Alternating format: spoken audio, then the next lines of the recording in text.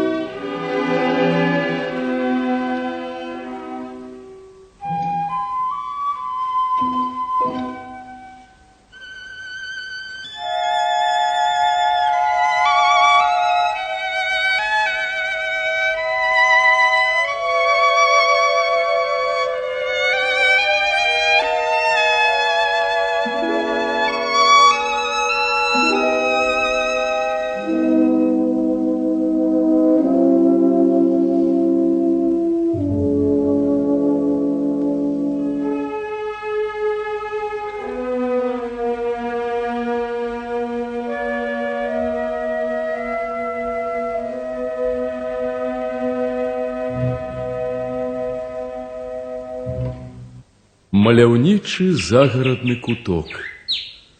На верандзе двухпавярховага дома сядзяць сябры, суседзі па дачы, хірург Яраш і журналіст Шыковіч. Як не хораша з табою, Антон, але трэба ісці дапісаць гэты злашчасны артыкул. А то ж мае быць яшчэ выпіўка. Я запрасіў у госці Гукана. На д'ябла табе Гукан? Давно не гутарыў з ім душэўна. Год 6 ужо. Цікава ведаеш, як ён змяніўся, у які бок. Адбыліся такія падзеі, пераварот у мазгах, у сэрцах. А вось як ён? Ён, брат, з цвёрдалобых. Цікава, як ён ставіцца да сваёй кнігі, да нашай кнігі, якую мы разам пісалі. Ён аўтар, я літапрацоўшчык. Я, напрыклад, не пашкадаваў бы многае перакрэсліць з таго, што пісаў тады. І гэтую кніжачку мне хочацца ператрэсці грунтоўна. Але трэба ведаць, як глядзіць ён, аўтар. Калі трымаецца тых жа поглядаў на падполле, да ліха, я, працоўшчык, разграмлю яго. Ого! А ці не будзе гэта смеласцю п'янага зайца, Кірыла? У розных ролях мне давялося быць, Антон. Але ў ролі п'янага зайца я ніколі не быў. І не буду, май на увазе. Цяпер, калі я ведаю ў 10 разоў больш, мяне абурае тая ацэнка, якую дае падполлю Гукан. Ты глядзі, што выходзіць, Антон. Выходзіць, што да яго Гуканава прыхода ў горад партыйнага падполля не было. Ён не ўспамінае нават людзей, якія загінулі, якія жывуць. Тебе. Моя роля ў падполлі другарадная. А што да другіх? Калі забыліся тады, то ці варта варушыць гэта цяпер, праз 17 год, варушыць мёртвых? Антон, мне сорамна чуць гэта ад цябе. Такія мёртвыя не паміраюць. Яны павінны жыць, стаяць у адным страі з намі і змагацца. Не было герояў безымянных. Не было. Гэта сказаў Фучык, які сам аддаў жыццё за нашу справу. Ты што, забыўся? Я не люблю вспоминать свою подпольную деятельность, ты ведаешь. А попрокаў таких мне не кидай. Я тых людей не забываю. Не забываешь? А што ты зрабіў, каб подвиг іх стаў вядомы, каб расказаць пра іх нашим дзецям? Я не умею рассказывать. Умеешь. Умеешь. Але табе перашкаджае твоя хірургія. Ну, ведаеш. Працуеш ты, дай Бог, кожнаму. Але падумай, Антон, як было б крыўдна і несправедліва, каб, напрыклад, гісторыя абароны Брэсцкай крэпасці так і засталася пахаванай пад яе руінамі. Я першы напісаў, што не згодны з вашай кнігай. А пасля ў кусты, так? Не будь, Кірыла, як кажа моя Наташка, разумны задам. Я вот што скажу табе. Калі гэтага гарэння ў цябе не на адзін дзень, калі ты сур'ёзна хочаш заняцца нашым падполлем, вось табе моя рука. А коли ты покликал Гукана, каб попсовать старому человеку нервы, я в такой гульні не удзельнічаю. Не гледзячы на яго кнігу, я паважаю Гукана. Чалавек воеваў добра і папрацаваў, дай Бог, кожнаму, як ты кажаш. Ну, а зараз ідзі, пішы свой артыкул.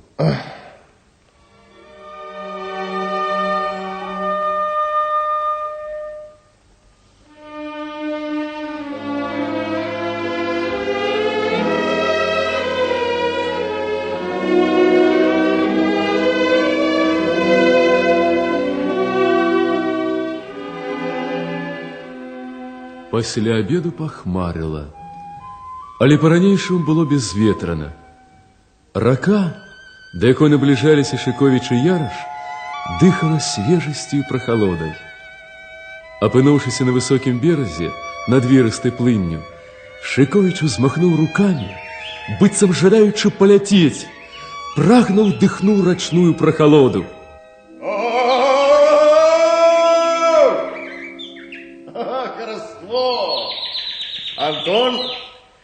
Антон, нікуди далей не іду.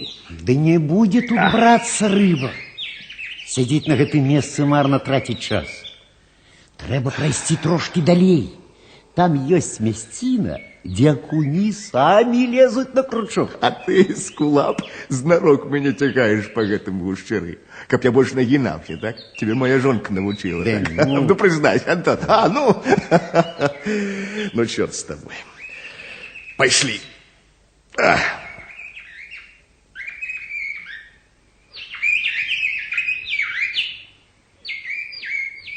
Гляди, захапіў нейкі тып наше месца. Ага. Фу ты, чёрт. Коли ты не заўважаў у мяне галлюцинации, то гэта сам Гукан. А далі Бог ён. А ну, пайшлі.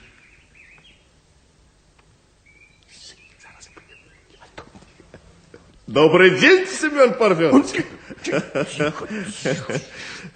О, ты гляди, кольки он наловил. О, амаль полное ведерце. Глянь, Антон. Добрый день, Кирилл Васильевич. Добрый день, товарищ Ярош. Добрый день. А что же это вы, Семен Парфенович? Мы вас чекаем, а вы вас... Пробач, Кирилла. Не утрымаўся ад спакусы. Ну, калі нашему брату пашанцуе выбрацца на лоно прыроды. Вось і думаю, палаўлю і з'яўлюся ў госці са сваёй.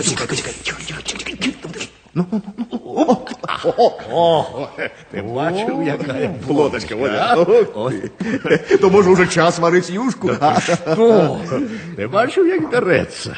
Павудзім, доктор? Безумоўна, павудзім. Але я пройду трошки далей. Так. Чым инженер человечьих душ думаешь порадовать нас в ближайший час? Я вот хочу вернуться до подполья, Семен Парфенович. Знов война. 16 год будуем. Городы вон якія збудавали. Дети выросли, что народились после войны. Глянешь навокал, дух займае. Вось-вось советский человек на месяц ступить, а ваш брат усё воюе. Назад, братки, глядите. Не умеете глядеть наперад. Справедливый попрок, Семен Парфенович. Але кожны піша про тое, што яго хвалюе. Роман? Не, документальная повесть. Документальная? Угу.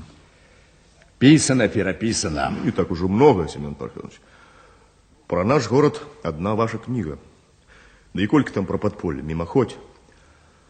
Я хочу заглянуть глубей. Разобраться. Разбираўся гарком. Правильно. Але мне, напрыклад, шмат што не ясно, асабліва ў першым перыядзе. Да також згадзіцеся, Семен Парфенович, что теперь мы на многие рэчы глядзім другими вачыма. Хочешь, значится, проревизовать решение горкома? Не зусім. Это тебе Ярош подбивая на подполье. Раю не вельми доверять ему. Анархист. Ярош? Анархист? Что? Больше дисциплинованного человека я не ведаю. Розная бывает дисциплина. Безумоўна, ён выконваў адказныя заданні. Але гэта была, так сказаць, не галоўная лінія нашай барацьбы. Яго трымалі ў баку. Таму ў яго склалася дзіўнае ўяўленне аб падполлі. Ну, в нашай кнізе, конечно, не ўсе факты і людзі названыя, але я не ставіў такой мэты.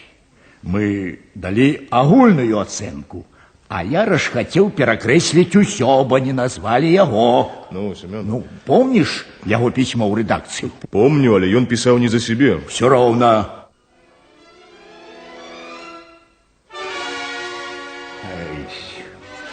Дождь збираецца.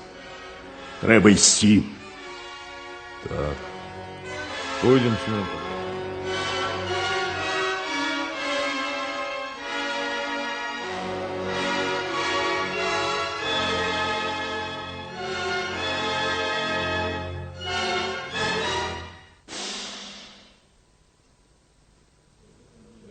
Нягледзячы на тое, што было яшчэ вельмі рана, у прыёмнай гукана ўжо былі людзі.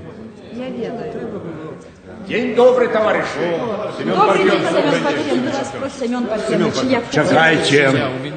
Чакайце. Можете лічыць мяне бюрократам, але давайте адразу высветлім нашы ўзаемаадносіны. Заяўляю рашуча, па кватэрных пытаннях сёння не прыму. Я 2 месяцы не могу трапіць да вас. Можа быць. Справы и выезды двойчы сорвали мои приемные дни, але приймали мои наместники. А я хочу до вас. Нелла, Так, была гэтая громадянка на приемах? была. Запишите ее на пятницу першей на чергу. Чакаю вас ровно у 9. Добрый, пятницу у 9. А вы, товарищ? Я? Так. Я хочу прапанаваць новую планіроўку мікрараёна на Выселках. О, з гэтага мы пачнём, бо гэта на сённяшні дзень самае галоўнае. Прашу вас. Дякую. Вось тут расстилайте свае чарцяжы. Семен Парфенович. Не, нічога не тлумачце, я сам. Я малады чалавек, зубы з'еў на гэтых планіроўках. Так. Гэта у вас што? Сад для дзяцей. З усім комплексам. Ага, так. Цікава.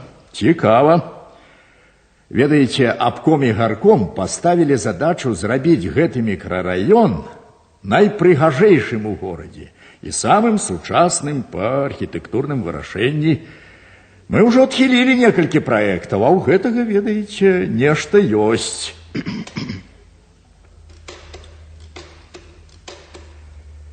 Гамбіцкі, зайди до мяне. Это наш галоўны архітэктар.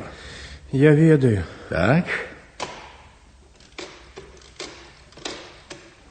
Кушнер, ты один?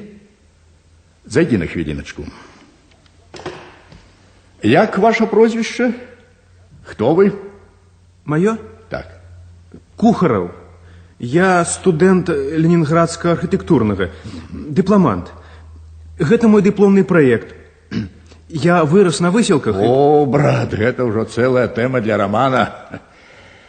Ведаеш, у нас мясцовы пісьменнік ёсць, Шыковіч. Ведаю.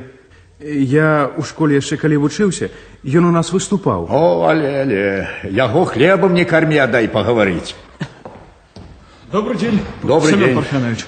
Прывітанне, Кушнер. А ты все-таки Кухаров вырашыў патурбаваць Семена Парфеновича. Эх, моладзь. І правильно зрабіў, што патурбаваў. Цікавы праект. Цікавы. Але не наши уплывы, Семен Парфенович. Не наш стиль, форма, заходнія. А по-моему, галоўная задача, каб было прыгожа, менш каштавала і людзям было зручна жыць. А вы просто кансерватор. О, а вы малады ды ранні, зубасты. Это добра. Але паважайце нас, старых. Мы с Феликсом Яновичем узорвали город у 41-м. Мы яго збудавалі нанова. Хіба кепска збудавалі? Увогуле нічога. Увогуле? Вы чулі? Увогуле! Добра збудавалі. Ну, а ты што маўчыш, Кушнер? Ліха яго ведае. Для мяне гэта цёмны лес. Я пакуль на натуры не пабачу. Не магу зразумець, дзе добра, а дзе дрэнна. А мне гэта планіроўка падабаецца. Разгледзь Гамбіцкі там со сваімі, сур'ёзна, па дэталях. Добра. Памажыце таварышу Кухарову. Дзякуй, таварыш Гукан. Вельмі дзякую. Бывайце. Всяго добрага. Всего доброго, молодой человек. Бачылі, якая моладзь расце? Пробивная. Адукаваная. Ну, будем працаваць. Так, мы едем на будоўлю школы-інтэрната. Давайте. Ага.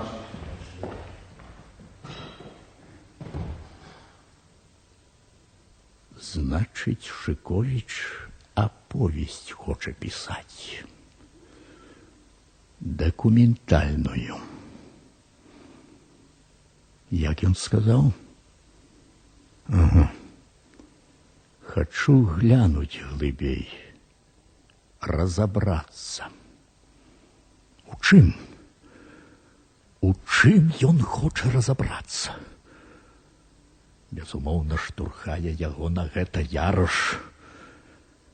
Ну што ж, няхай разбіраецца. А ўвогуле, каб моя на то воля, я б не дазволіў кожнаму пісаку корпацца ў мінулым. Не твоя гэта справа. Пішы пра тое, што бачыш вакол сябе. Знаўся ён. Вось у чым беда.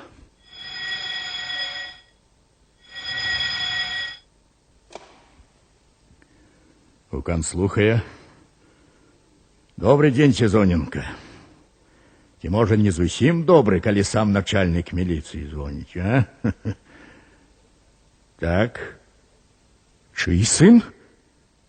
Шыковіча? Англійскім турыстам пагражаў атамнай бомбай у рэстаране? Ну што, здурэў?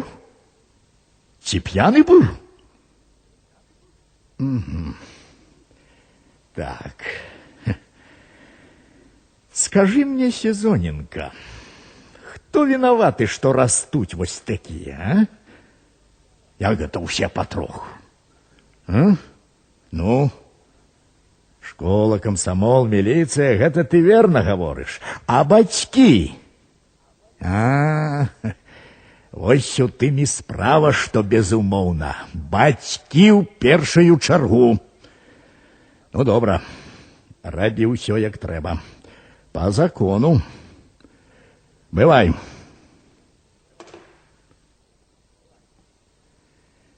Доиграўся, таварыш Шыковіч.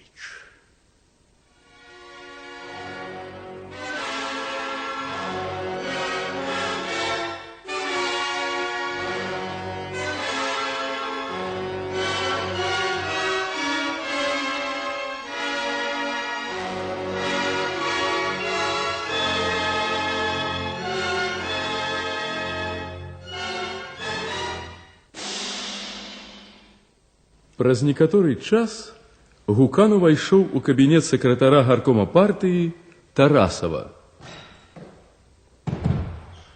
Прывітанне, шановны таварыш Тарасов. Здорово, Семен Парфенович. Ты чуў, што натварыў сын Шыковіч, а? Чорт ведае што. Міжнародны скандал. Чуў. За 2 гадзіны ты трэці аб гэтым гаворыш. Дык кажаш, міжнародны скандал. Думаешь, может быть, разрыв дипломатичных адносин? Ты не жартуй. Факт неприемный. А я что кажу? Радостный? Погрожать атомной бомбой гостям, туристам. Что яны подумают про нас? Калі вораги, дык яны давно уже думаюць. А калі сябры, то один дурань. Не, по закону об забароне пропаганды войны трэба суккінага сына судить. Ось як?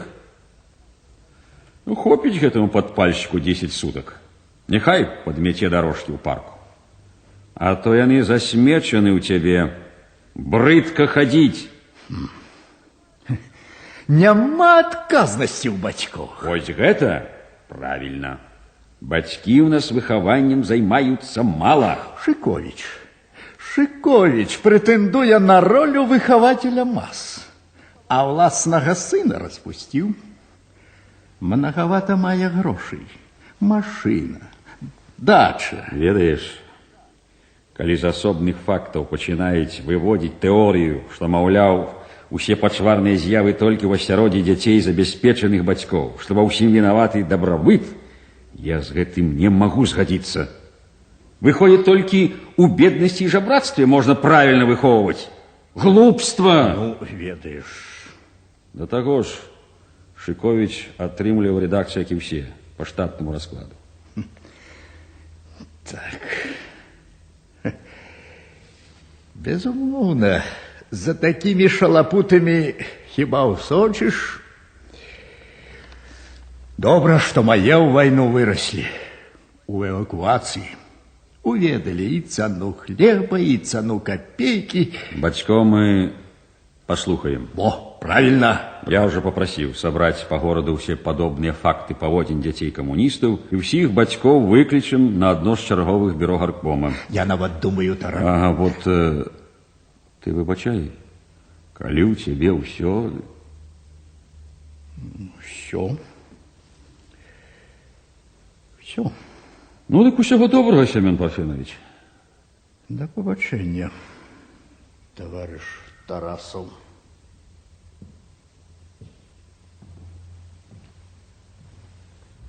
Гукан вернулся до себя в кабинет.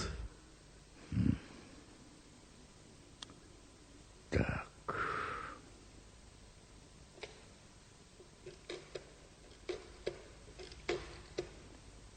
Алло? Мухля? Слухай, Петро Макарович, хто у нас назирає за будівництвом приватних дач? Я маю на увазі дачі дикі. Ну, ось, наприклад, у Дятловськім лясніцтві бачив, яка хороміна виросла? Але Яроша і Шиковича. Ведаєш, як тепер преса виступає супроть приватної власності, а? Каб нас з тобой не погладили. Моя сяброўская парада табе. Пацікаўся, каб не было нечаканасці. Ну, привет.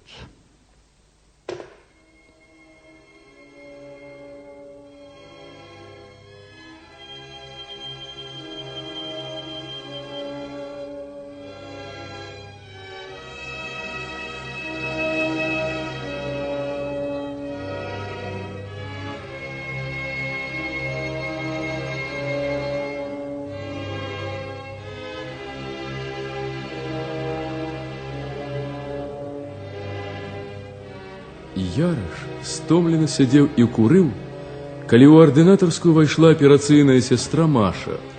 У 4 у вас консультация у 3-й больницы. Дякую, Маша, я помню. Стаміўся я сёння, але трэба ехаць. Абяцаў Майзісу абавязкова быць.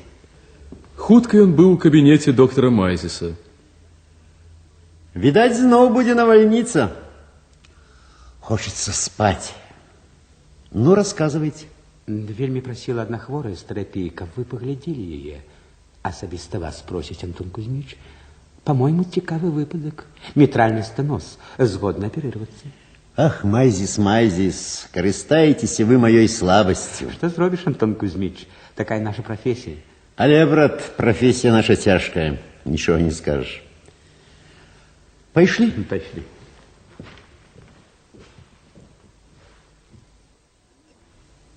Калі яны ўвайшлі ў палату, Яраш убачыў маленькую схуднелую жанчыну, што нерухома ляжала на ложку. Хворая перенесла першую атаку ревматизму в немецком лагере в 1943 году. Коли поступила? 2 тижня назад. Кузьма, не познаете? Антон Кузьмич. Сося? Сося? Так. Откуль вы з'явились, Зося?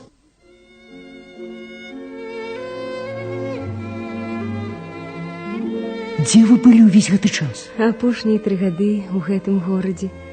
Не ведалі, што я тут? Ведала, бачыла колькі разоў. Бачыла. І не магла прыйсці? Я маленькі чалавек, Антон Кузьміч. Прыёмшчыца крывецкай артелі на выселках. Якое мае значэнне, кім вы працуеце? Глупства. Сорамна падпольшчыцы дзяліць людзей на маленькіх і вялікіх. Падпольшчыцы? Якая я падпольшчыца? Я дачка доктара Савіча. Я дачка доктара Савіча. Не трэба, калі ласка. Ніякіх хваляванняў. Аб усім пагаворым пасля. Антон Кузьміч, зрабіце мне аперацыю самі. Я веру вам, я толькі вам. Ну, да аперацыі яшчэ далёка. Антон Кузьміч. Завтра я зайду. А пакуль адпачывайце. Усяго добра.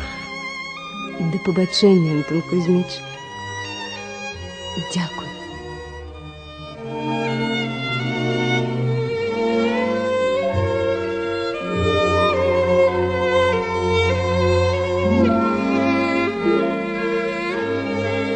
У тую ноч Яраш доўга не мог заснуць. Перад вачамі стаяла Зося. Якія толькі думкі, уяўленні не лезлі ў галаву. Урэшце я не вытрымаў, ціха падняўся, выйшаў во двор.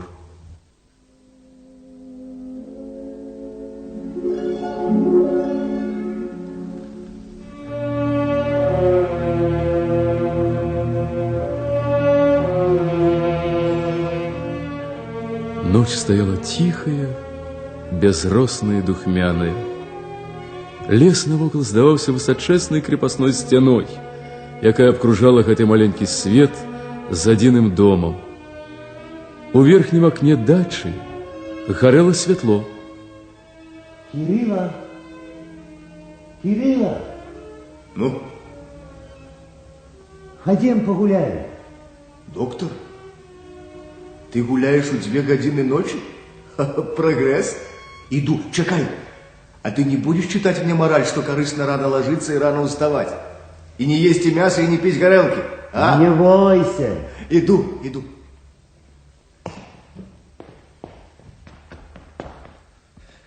Фух. Памятаешь, ты просил меня подробязно рассказать тебе про подполье. Так.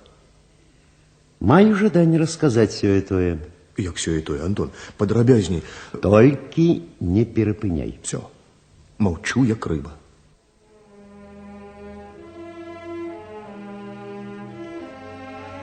Дивные профессии меў я у оккупации. Першую грузчика выбрал сам. Там я звязался с подпольщиками. Пасля ўзрыву эшалона давялося хавацца. Схавалі мяне хлопцы дасціпна. Уладкавалі ў нямецкі шпіталь вартаўніком у трупярню. Я добра іграў ролю прыдуркаватага здаравяка. З мёртвымі фашыстамі абыходзіўся далікатна. Месяцы праз 3 адзін з кіраўнікоў падполля, Павел, прапанаваў мне работу ў пажарнай. Гарком вырашыў наблізіць мяне да паліцыі. Новая работа мне спадабалася з першых дзён. Асабліва Лодке, наш маўклівы механік. Я раскусіў яго адразу, адчуў хітрага ворага і спачатку занерваваўся. Было цяжка працаваць пад штодзённым наглядам агента гестапа. У той дзень, гэта было у канцы жніўня, у суботу, Павел позвонил мне по телефону на работу.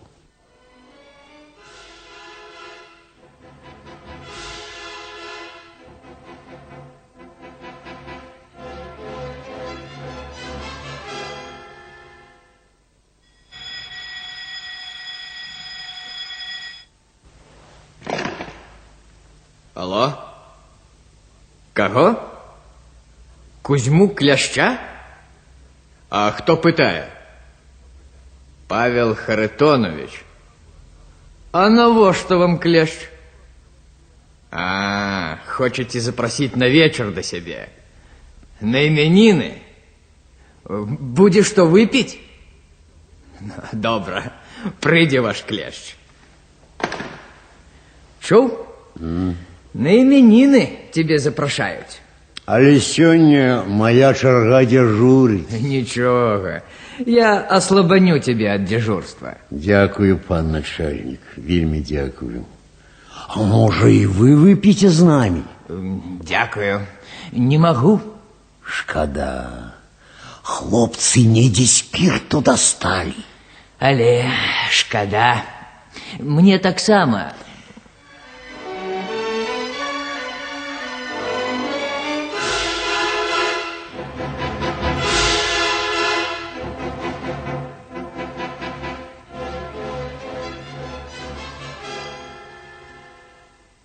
Аднак на сустрэчу з Павлам у той вечар я не пайшоў.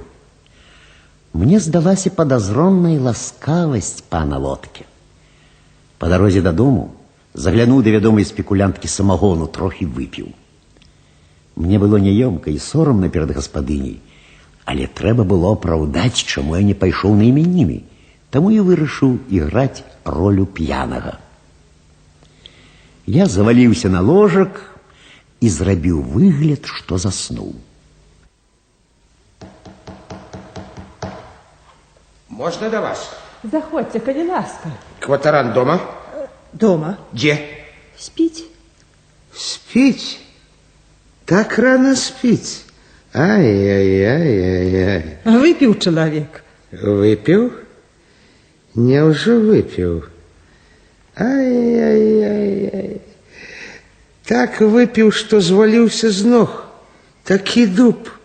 Ай-яй-яй. Гэтая зараза любога зваліць з ног. Можа. А навошта ён вам?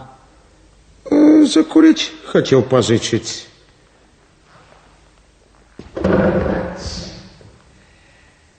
Ай-яй-яй. Храпе на ўсе застаўкі. Ну, то я пайшоў. Усяго добрага. Всяго добра. Ай-яй-яй-яй, так рано спит.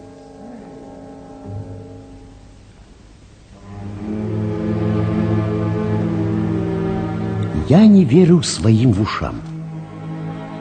Няўжо ён? Ці гэта выпадковасць? Стары чалавек, акуратны, спакойны. Паселіўся ён у доме насупраць з месяц назад і адкрыў маленькую майстэрню па рамонту верхняй вопраткі. Яго шмат хто ведаў. Мы з ім амаль штодзённа сустракаліся. Мне нават здалося, што ён сувязны нейкай падпольнай групы. Для гэтай мэты і майстэрня арганізавана. І вось гэты чалавек з'явіўся ў такі вечар, каб праверыць, дзе я. Я ляжаў, успамінаў і аналізаваў усе сустрэчы і размовы з ім. Прыгадаў, што разы два я сустракаў яго нечакана на далёкіх ускраінных вуліцах. Але ці мала спраў магло быць у краўца. З Паўлам я сустрэўся на другі дзень у цёткі Любы.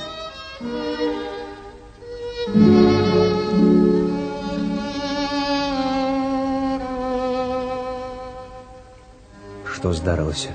Чаму ты не прыйшоў учора? Мяне насцярожыла великадушнасць Лодкі, які дазволіў мне пакінуць дзяжурства і ісці на вечарынку. Гэта было зроблена нездарма. Не такі Лодкі чалавек. Асцярожны ты, хлопец, доўга жыць будзеш. Ты сам вучыў нас. Не думай, што я спалохаўся за сябе. Я баяўся заваліць яўку. Дзівак, ну хто можа падумаць, што ты баязлівец? Ты правільна зрабіў. Тым, што ты не прыйшоў, ты насцярожыў нас. Мы своечасова разышліся. Была аблава. У горадзе пачаліся арышты. Трэба быць як ніколі пільным. Цяпер да справы. Табе ёсць заданне. Военный совет вынес прысуд Лучынскаму Лукашу Тодоровичу, начальнику городской полиции, здрадніку радзімы. Падумай, як гэта зрабіць найлепшым чынам. Яшчэ Антон. Да. Ну, коли здарится, что со мной и Катей, не покинь Тарасика. Что? Притули. Павел, что может здариться? Все может здариться. Ну, бывай. У меня много сегодня справ. Выпрацуешь план, звяжися со мной. Подвернется под руку, деньги самостойно. Але без рызыкі и напэўна. Ну, будь здоровы, Антон.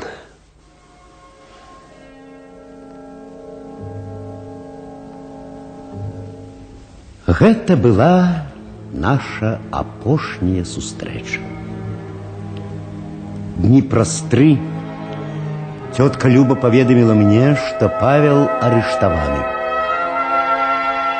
Каб ты ведаў, што я перажыў, які боль і страх і разгубленасць.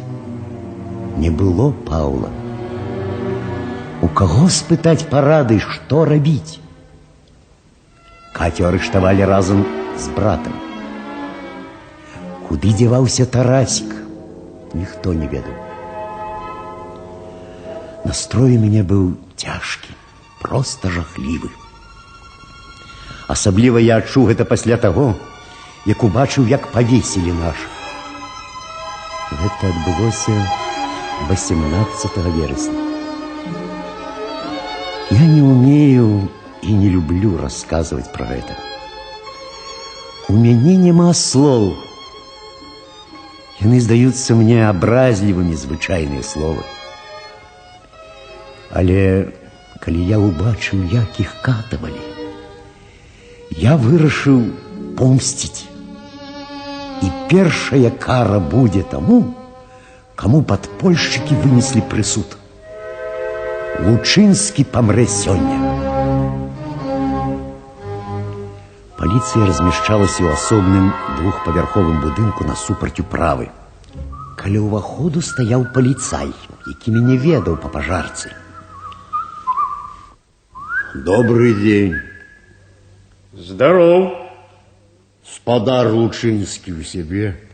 Толькі што прыйшоў. А навошта ён табе? Хочу перайсці на службу ў паліцыю. Правильно, давай.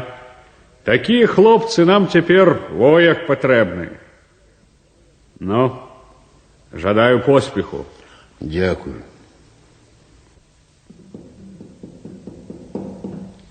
Заходь.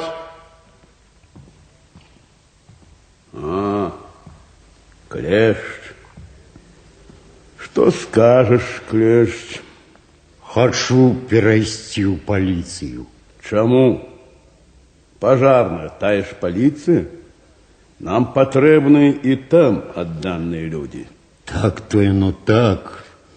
Але я хочу помсціць за бацькоў, пан начальнік. А мы нікому не помстім. Мы будуем новую Беларусь. Калі я ішоў, я меўся застрэліць яго ва ўпор. Але раптам я ўбачыў на стале нагайку. Нагайку, якой ён біў нашых людзей. Всёй сілай свайго цела я ударыў яго кулаком у пераносіцу, потым схапіў нагайку, накінуў яму на шыю скураную пляцёнку, што ёсць сілы рвануў за канцы.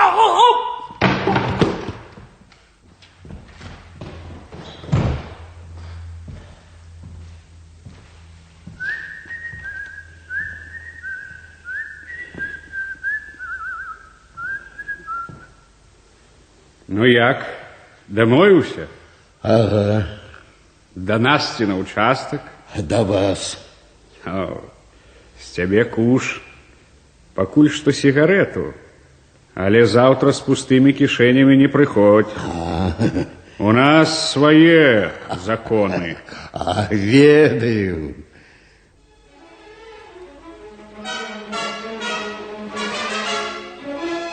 Па вуліцы я ішоў шпарка. Але толькі я паспеў выйсці на Савецкую, як пачуў сігнал трывогі. Я імкнуўся хутчэй дасягнуць разбуранага квартала і раптам убачыў лодкі. Ён ішоў насустрач у вопратцы рабочага. У мяне была толькі граната. Я размахнуўся, а сам кінуўся ў бок. Ад лодкі нічога не засталося, але асколак гранаты трапіў мне ў нагу. Рана была не цяжкая, але па крываваму следу лёгка ідуць аўчаркі. Я звярнуў у вузкі безымянны завулак, па якім некалі хадзіў да ракі. Азірнуўшыся, убачыў дом. Гэта быў дом доктара Савіча. Савіча? Таго Савіча? Таго Кірыла. Таго Савіча. Таго Савіча, пра якога гукан з тваёй дапамогай піша, як пра здрадніка. Таго Савіча, які супрацоўнічаў з немцамі, якому фашысты арганізавалі пышнае пахаванне з некралогам на паўпаласы. 1001 ноч. І ты пайшоў у гэты дом? Так.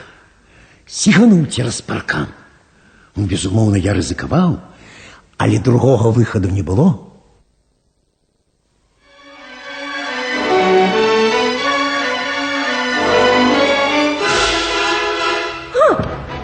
Што вы? Што вам трэба? Цішэй.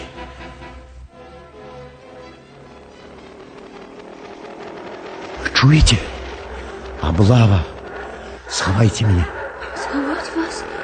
Куда вас сховать? Под кухней есть погреб. Хочете туда? Мне все равно, только б надейно. Не-не-не, погреб дрэнна. На другім паверсе пакой нямецкага ўрача пана Грота. Ён кватаруе нас. Я схаваю вас там. Добра? Добра. Сюды. Так, а теперь сюды.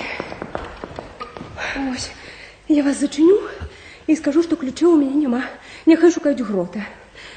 Там за шафой двери на горышча, а там у нас чорт ногу зламае. Дякую. Ой, слухайте вы, як вас? Калі яны ўсё-таки ворвутся, вы будете стрелять? Буду. У шафе у Грота стоит автомат. Я побегла. Яны обкружаюць дом. Отсидите! Я боюсь и ваших собак.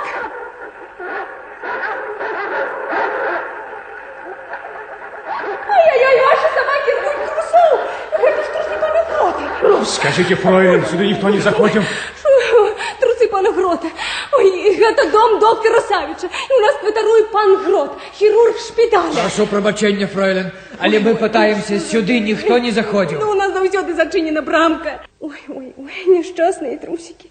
Несчастные трусики. Что скажет пан Грот? Шукайте. Что же он скажет? Ой. А я не могу отчинить покой пана Грота. И он не покидает ключа. Фройлен. Давайте лепш позвоню ему. Нехай он привезе ключи. Каб он не думал, что я не упильновала его. Шульц! Никого нема, подначальник. Идиоты, не провалився ж ён сквозь землю. Перевернуть до горы ногами весь район, а знайсти гэтую сволочь. Слухаю, пан лейтенант. Я не упильновала его.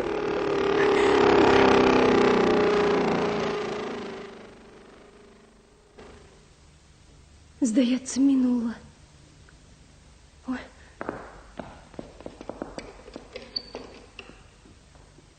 Здається, минуло. Ой, як я боялася.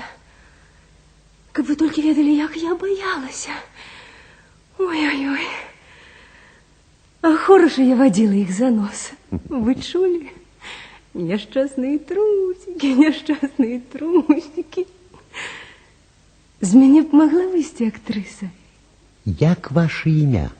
Софа. Мама звала Соня, а тата и тетка Зося. Мама моя у армии. У нашей армии яна хирург. А тата працуе у немцаў. Парадокс, правда? А вы, можа, не ведаеце, хто мой тата? Гэта доктор Савіч. Я ведаю. Ён вучыў мяне. Ой, боже мой. Теперь я, здаецца, вспоминаю.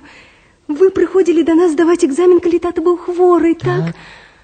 Боже мой. Скажите, а вы ведали, что тата працуе у немцаў? Ведаў. Ведали? И пришли у наш дом?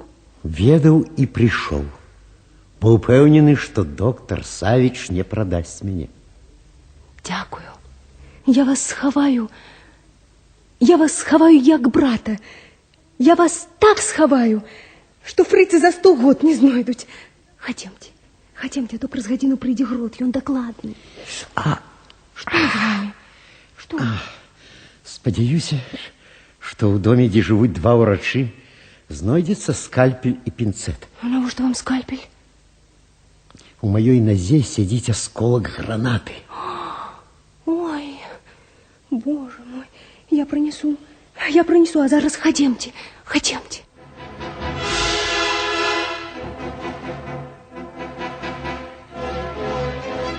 Яна адвяла мяне на гарышча.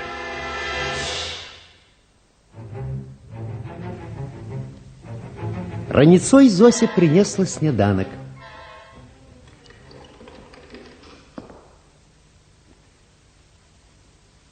Яны повесили 11 чалавек на плошчы. Якое зверство! А наши задушили начальника полиции. Собаку собачья смерть. Гэта вы яго? Я выканаў прысуд народа.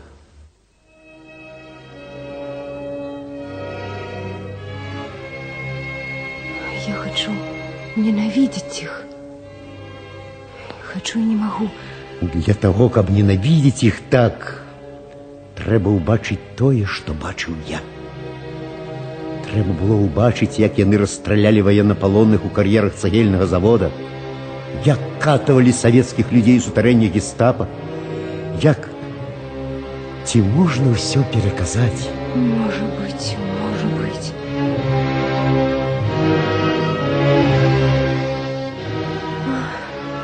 Трэба ісці на кухню. Бацька і грот з'яўляецца снедаць роўна ў гадзіну дня.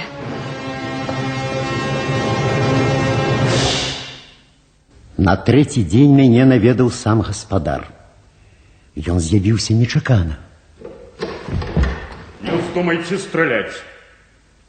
У меня мирный намер. Чекайте. Антон Ярош? Так. Чекай.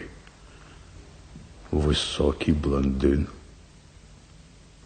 Так это ты, Лучинского?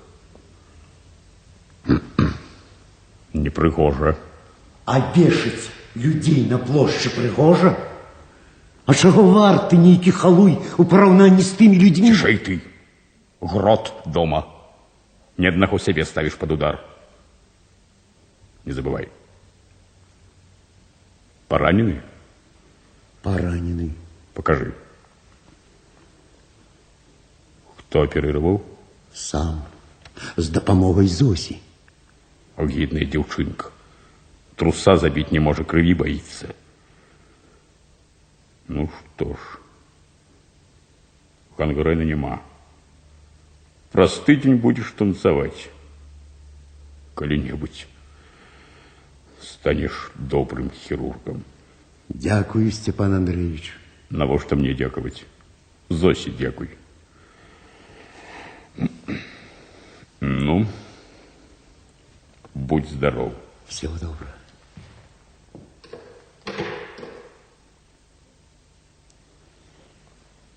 Вось по сутнасці ўсё, што мне хацелася расказаць табе. Пра ўсё іншае як-небудзь пасля. Антон, але чаму ты расказаў сёння мне ўсё гэта? Чаму я расказаў? Учора я спаткаў Зосю. Савіч? Дзе? Чакай, Антон, чакай. Ты ж казаў, што дачка Савіча загінула. Так, я думаў, 17 год. Ну і ну. І дзе ты яе спаткаў? У бальніцы. Што, хворая? Чакай. Калі хавалі Савіча? У маі 43-го. Так, з верасня да мая яна павінна была даведацца, хто ж яе бацька. Яна нічога не сказала? Трэба распытаць. Никаких распытов до операции. Я буду оперировать ее. Порог сердца. А раптам зарэжаш? Дурань. Я нікога не рэжу. Я лечу.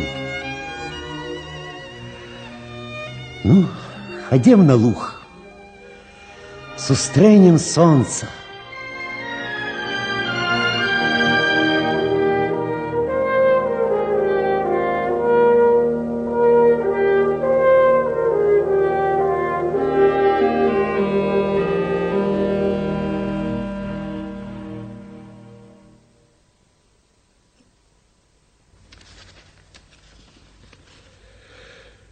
Так, даволі дакументаў, даволі.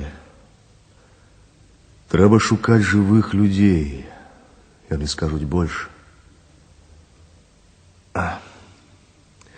Трэба ізноў ісці да Гукана.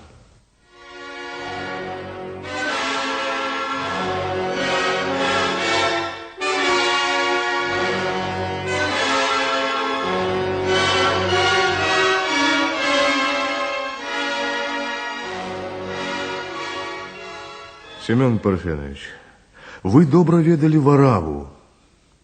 Якого? Таго? А хіба ёсць яшчэ які Варава? Не, але прозвішча не такое ўжо рэдкае. Пракопа я ведаў. До войны яшчэ. Семен Парфенович, что вы можете сказать про гэтыя вось документы? Я знайшоў іх у парт-архіве. Оригиналы написаны Варавой. Покажи. Коли ласка. Доктор перадаў. 16 человек вывезены за гораду Сераду. Сустракайце ў лесе каля Карнеевки, суправаджая Настя. Разведчиков расстраляли. Так, и вось яшчэ. Так, Сергей, скажи Камаронку, гэтаму чортавому эскулапу, што калі ён не аддасць Люцікаву частку тых нямецкіх лякарстваў, якія выслаў хірург. Я яго расстраляю за невыкананне загада. Жыла ён індывідуаліст, сукін сын. Хто такі доктор, хірург, Настя? Вось што мяне цікавіць. Не помню, брат. Настя? Связных с гэтым імем у нас быў добрый десяток. Которая з іх... Вот что я тебе скажу, Кирилл Васильевич. Варава быў цікавы чалавек, але ў яго было много дзівацтваў, неўдакор нябожчыку. Ён стварыў такую заблытаную агентуру, навыдумываў столькі самадзейных кодаў і шифровак, што пасля мы не маглі разабрацца, што да чаго. І разам з тым быў даверлівы, як дзіця. Он і загінуў за гэтай сваёй залішняй даверлівасці. Так... Нелегко, видать, докопаться теперь до истины. Так, значится, сидишь у архиве. Сижу, Семен Парфенович. Таких дробных загадок там много. А увогуле, Кирилл Васильевич, няўжо тебе не хвалююць проблемы сённяшняга дня, что ты залез у архивный погреб, а? Такие падеи. До съезда идем. Да якого з'езда? Читаешь, дух займаешь. Гэтыя праблемы, по-вашаму, трэба пахаваць назаўсёды. Ну, чаму пахаваць? Няхай копаюцца гісторыкі і хлеб. А у нас с тобой даволі надзённых задач. Заняўся б ты сынам лепш, а? Во праблема. Але подносят нам дети сюрпризы. Дивное поколение расце. А уласна у чым справа, Семен Парфенович? Прабач мяне, але я павінен працаваць. Ты заходь як-небудзь. Аб гэтым другім разам.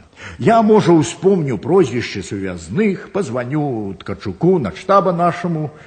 Заходь. Нела, кто там на чарзе? Проси.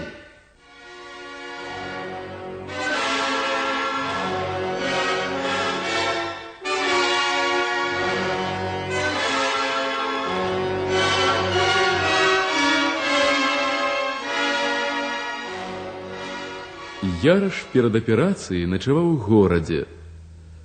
Зося была ў палаце адна, калі ён зайшоў да яе. Як самаадчуванне, Соф'я Степановна? Добра. З мая 43-го я ніколі не адчувала сябе лепей. Ты будзеш адчуваць сябе зусім добра, як усе здаровыя людзі. Можаш паверыць мне. Я веру вам. Я 100 разоў памірала і, бачыце, не памерла, бо хачу жыць. Я веру вам.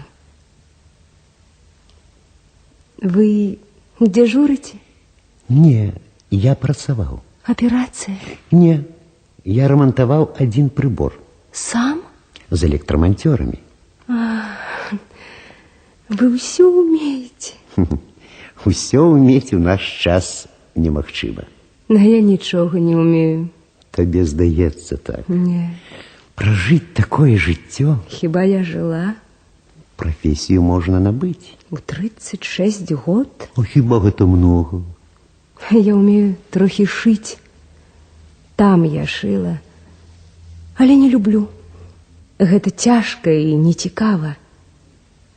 Каб вы ведалі, якая пакутлівая работа прыёмшчыца кравецкай арцелі. Людзі жорсткія, грубыя. Людзей кепска абслугоўваюць. Я не думаю, што ў вашым атэлье добра шылі. Дрэнна, але падымаць крык з-за няправільна прышытага гузіка... Гузік можа сапсаваць чалавеку настрой. Тады ў падполлі вам мог сапсаваць настрой гузік? Кожны час мае свае законы і нормы. Людзі пачынаюць патрабаваць замнога увагі. Па-мойму, гэта натуральна. Беда ў іншым, што яе мала яшчэ ў нас взаемнай увагі. У грамадстве, дзе чалавек чалавеку брат... Брат? У вас добрае сэрца, Антон Кузьміч.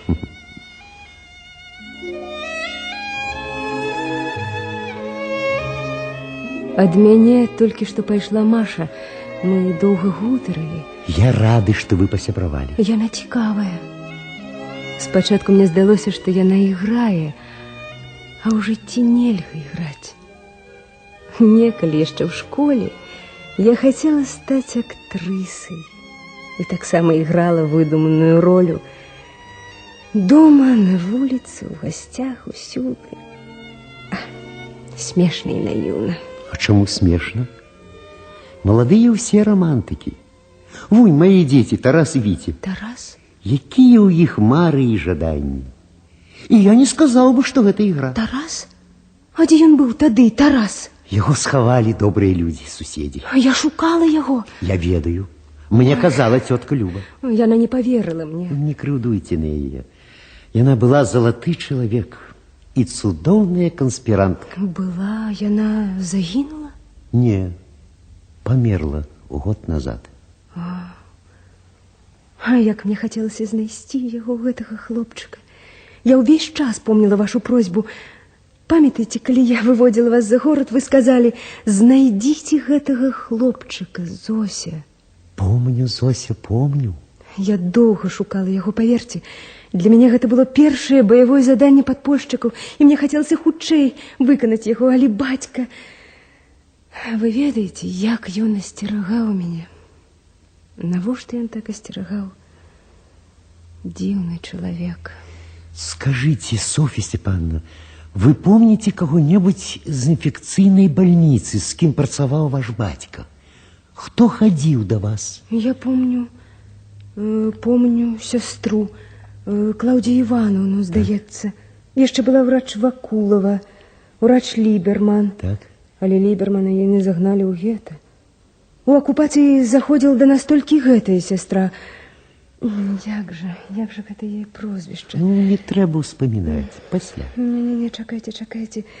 Здаецца, Суходол ці не. Не, ці Суходолова. Ну, добра. Дякую вам. Адпачывайце. І ні аб чым не думайце. Все будзе добра. Добрай ночы.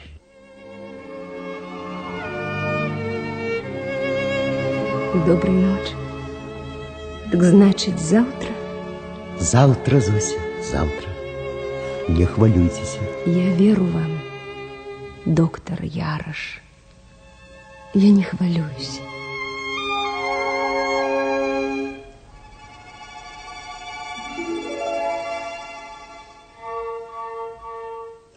Калі Шыковіч увайшоў у перадаперацыйную, там уже было много людей у белых халатах с сунутыми на подбородке масками.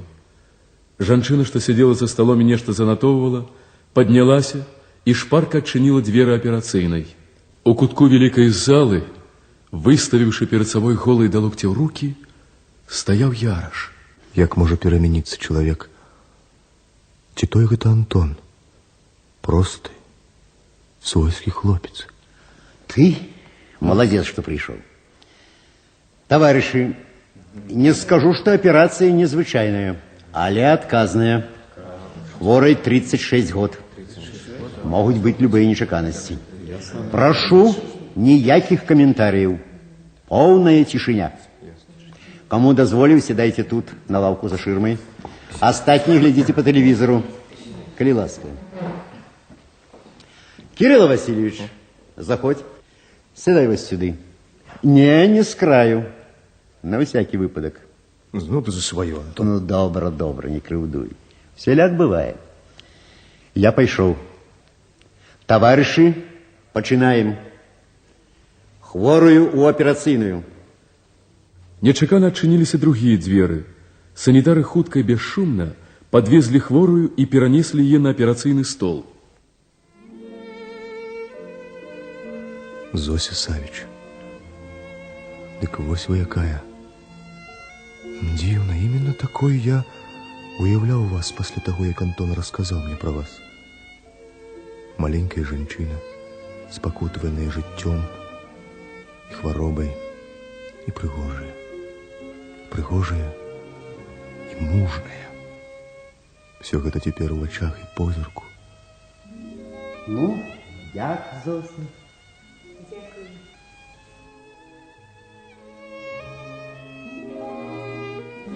Готово, Антон Кузьмич. Наркоз, Вера Павловна. Секунды, и повеки хворой тяжко опускаются. Над столом загорается велизарное коло бестеневой лямпы. Шыковіч пераводить позірк на Яроша. Скальпель. Щелкают аппараты. На одном экранчику бежит блакитная стужка. На другим маланки. То взлетают, то падают, пишут ломаную кривую. Тиск 80/50. Стадия узбуджения. Прошу пальчатки. Маша спрытно меняя Ярошу пальчатки. И вось его пальцы, толстые или чуткие, обмацывают сердце. А сердце, маленькое, трапяткое, ляжит на его широкой долони.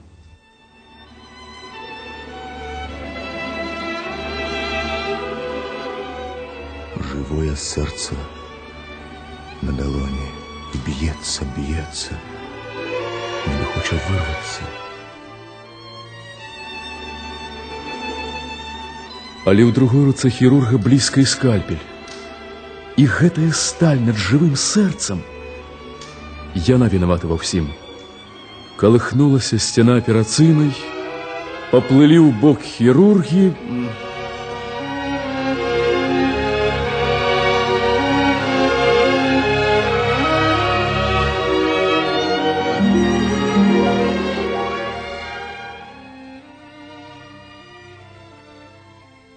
Ну, як вы себя адчуваеце, товарищ Шыковіч?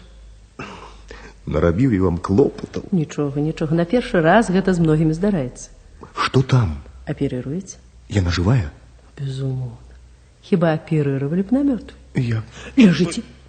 Ляжите спокойно.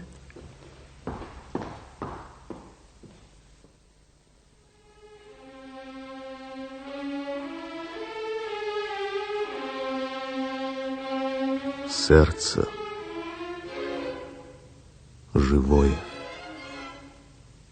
трапяткое, на широкой, доброй далоні.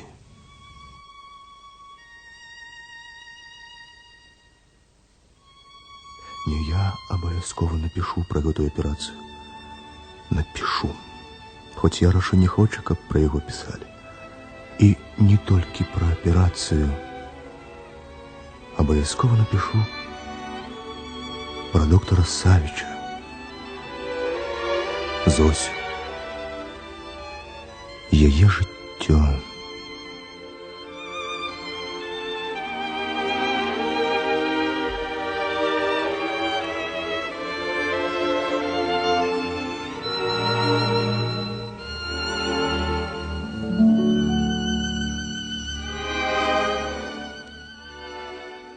У кабінеті секретара гаркома Тарасова ішло пасяджэнне бюро.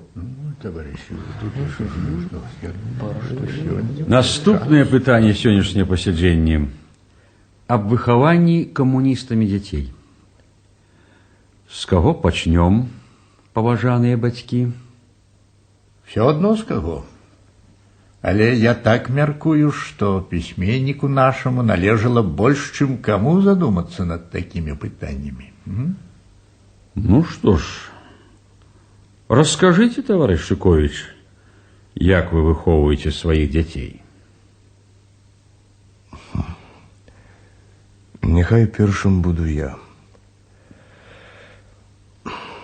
Вось тут товарищ Жукан сказал, что мне больше, чем кому трэба задуматься над тым, что адбылося. Але, Семен Парфенович, я много думаў пра гэта, вельмі много. Не толькі як бацька, але як член партыі, як грамадзянин. Не здымаючы з сябе адказнасці за паводзіны майго сына, я хочу разобраться, проникнуть у сутнасць з вашай дапамогай, таварышы. Чаму сярод моладзі трапляюцца вось такія... Ну, як ваш сын? Так, як мой сын. Хоць сын мой не самая небяспечная з'ява, як я разумею. Ёсць горшыя прыклады. Говорите за сябе, по сутнасці. Так, ну. А маё жаданне разобраться не по сутнасці хіба? Я не буду оправдываться, але хочу сказать, у тым, что мой сын вырос, на жаль, не таким, яким бы хотелось и мне, и грамадству, вина не только бацькоў. Думается, что усе разом мы робім у гэтай важнейшай справе сур'ёзныя промахи. Школа, комсомол. Вы не умеете выховывать, а виноватый комсомол. Здорово. Товарищи, не перешкоджайте. А вы лічыце, товарищ Грыбок, что горком комсомола працуе идеально? Кирилл Васильевич, горком комсомола мы будем слухать особно, а теперь слухаем вас. И у нас напераде яшчэ шмат пытанняў. Добра. Як я выхоўваю сваіх дзяцей? Было б недарэчнасцю, калі б я гаварыў, што абсалютна правільна. Але я адно магу сказаць. У галоўным мы, я і жонка, ніколі не давалі дрэнных прыкладаў. У чым у галоўным? У чым? Я быў дармаедам, несумленным перад грамадствам, перад партыяй, хітраваў, браў хабары, жыў не па сродках. Дык у чым жа заключаецца выхаванне дзяцей? Адносіны ў сям'і. Я жыў і жыву з жонкай, далі Бог жа душа ў душу. Абодвы працуем, паважаем працу адно аднаго, скандалаў нашы дзеці не чулі. Але, безумоўна, занятыя працай нешта мы прагледзелі. Пасля 10-годкі хлапец пачаў адбівацца ад рук. За яго ўчынкі і ў прыватнасці за апошні ўчынак я бяру віну на сябе. Вас не виню, товарищ Грыбок, хоть мог бы сказать, что много чего вы не робите. Але про гэта пасля.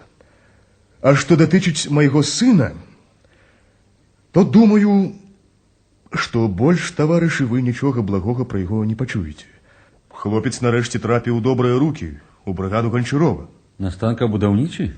Цікава. Яшчэ як цікава. Просто з турмы без перасадкі ў брыгаду камуністычнай працы. Куды там глядзіць клецень? Вы бачыце, Сергей Сергеевич, што робіцца?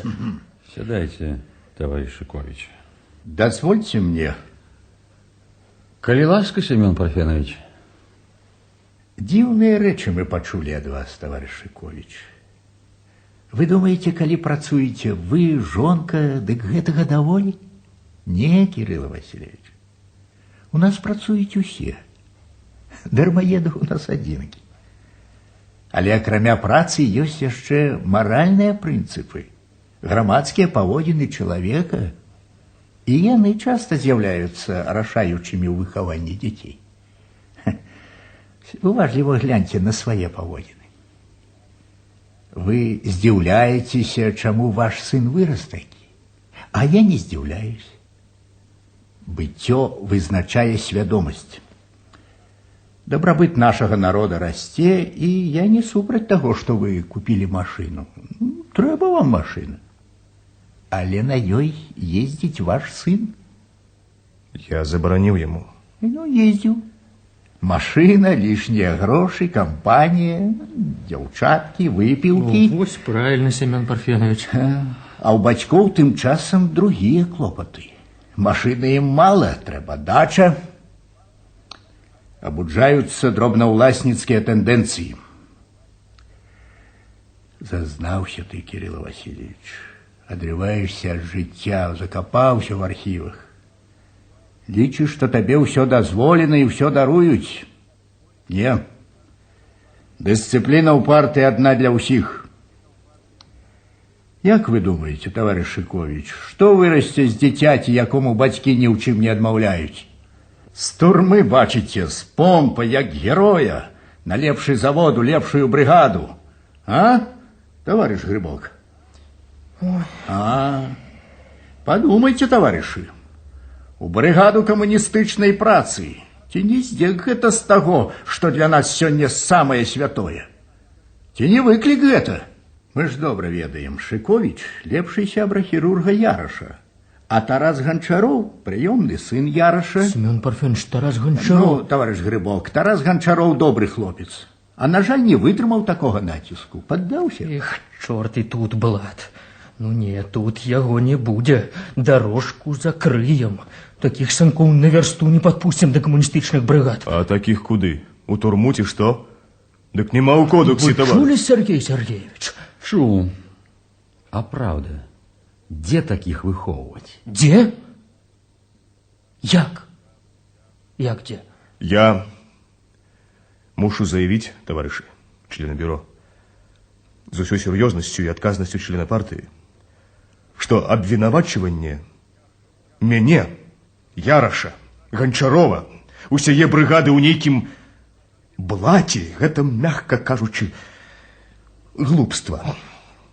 Гончароў і яго хлопцы самі прапанавалі Уладзіславу пайсці да іх у брыгаду. І я лічу, што яны паступілі правільна і радуюся, што сын згадзіўся. Значыцца, разумее. Мяне не здзіўляе, Семён Парфенович, ваш погляд на такія рэчы. Цяжка глянуць на свет па-новаму. Мяне здзіўляе малады Грыбок. Я думаю, дыскусію нам няма чаго разводзіць.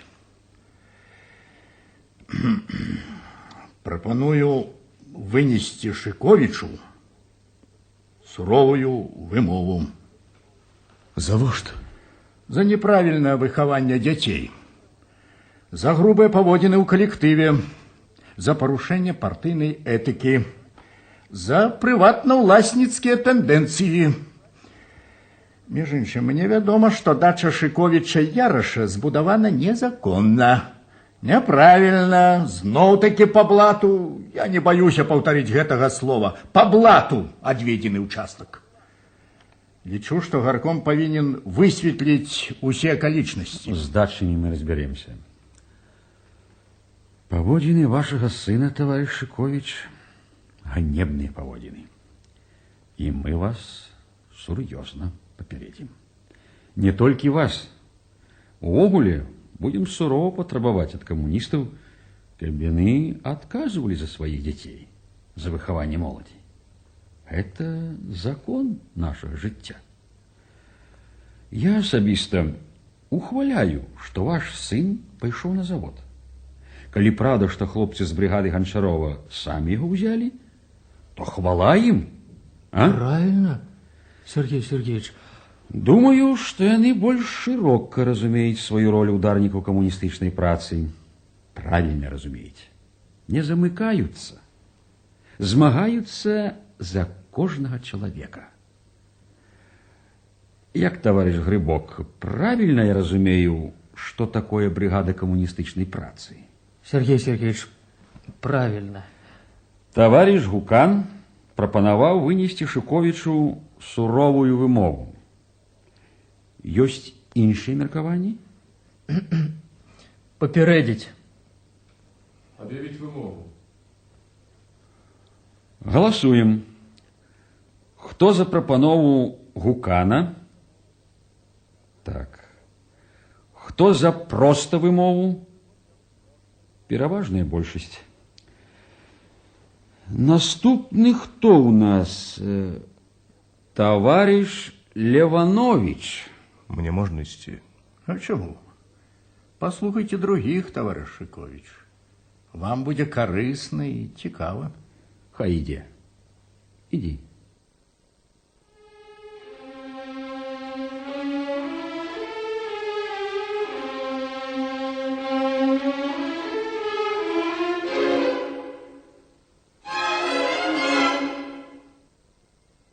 Калі Ярыш расказаў Шыковічу, што Зося назвала сярод тых, хто працаваў з бацькам, Клаўдію Сідараўну Сухадол, той з ног збіўся, але высветліў, што жанчына гэтая не загінула і жыве ў Загаллі. Шыковіч паехаў туды. На яго стук выйшла высокая, крыху ўжо сутуленая, але яшчэ даволі дужая жанчына. Клаўдія Сідоровна? Так.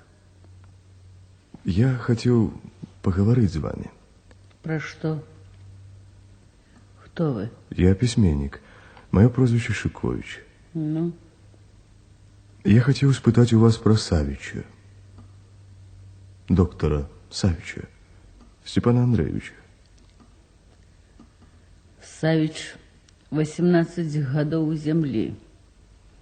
Навошта ён вам? Я хочу написать про его и про усіх вас. Что про нас писать? Ну, я хотел бы написать, что Савич был советским человеком. И тады, калі служыў у немцаў. Але для гэтага мне патрэбны доказы, факты, сведкі. А што вы ведаеце про Савіча? Шмат чаго. Але пакуль што рознае. Па некаторых дакументах Савіч вораг, а людзі кажуць, што да апошняй хвіліны свайго жыцця ён змагаўся з фашыстамі. Хто гэта кажа? Ну, хто ведаў яго, у тым ліку дачка. Што? Зося? Зося? Зоська живая. Где она? У городе. Зося живая. Божечка мой, ходимте. Ходимте у хату.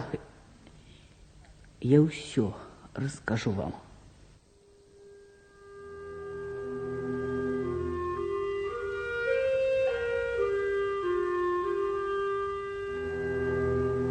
Той день, когда в город уступили немцы, в больнице заставался Степан Андреевич да я. Все разбеглись.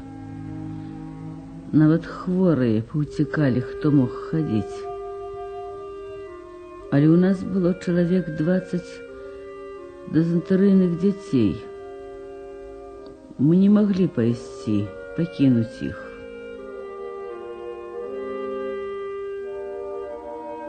И Степан Андреевич сказал мне тады: застанемся, Клавдия Сидоровна, на своим посту. Только боязливцы покидают пост у такі тяжкий момент. і прызначыў мяне старэйшай сястрой. Хутка самі немцы пачалі прыводзіць нам хворых. Яны вельмі баяліся эпідэміі.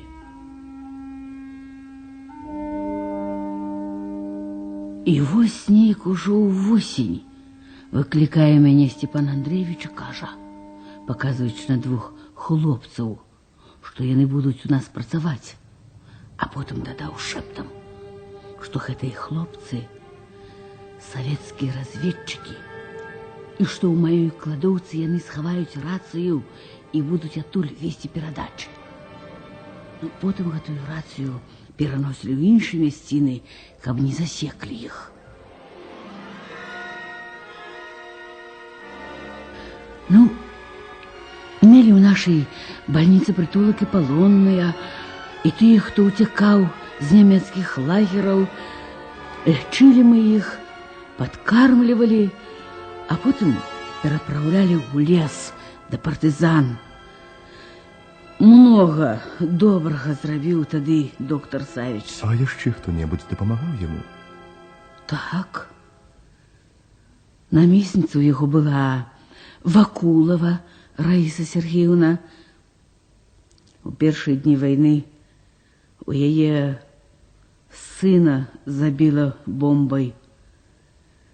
16 гадоў хлопчыку было.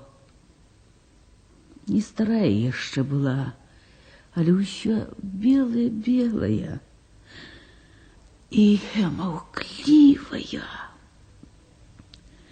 Яе гестапа забрала ў тую ноч, калі забілі Савіча. Яшчэ Надя аптэкарка, Вася Денец, шафёр санітарнай машыны. З гораду падпольшчыкі прыходзілі, хто за лекарствамі, хто за нейкім паперамі. А прозвішча ў іх, Клавдія Сідоровна, вы часам не ведаеце? Аднаго. Ён часцей за ўсіх прыходзіў. Калуном, здаецца. Так. Другіх не ведаю. А як да вас аднеслася гестапа пасля забойства доктора Савіча? А мяне не арыштоўвалі разам з другімі. Але некалькі разоў выклікалі ў СД і распытывалі, пра ўсіх. Асабліва пра Вакулаву і Васю. Як вы думаеце, Клавдія Сідоровна, хто забіў Савіча і чаму? Не ведаю. Нешта таямнічае было ў гэтым забойстве. Ну, што яшчэ вам расказаць? Галоўнае, быццам ужо ўсё.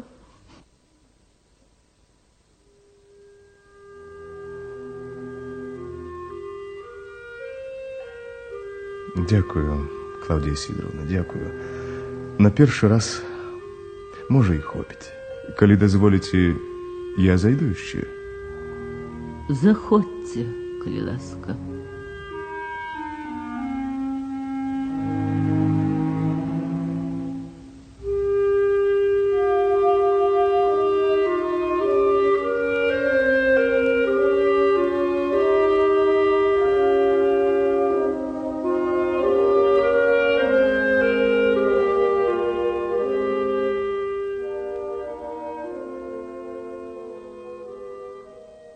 Праз некалькі дзён Шыковіч напісаў артыкул пад назвай «Хто ж такі доктар Савіч?».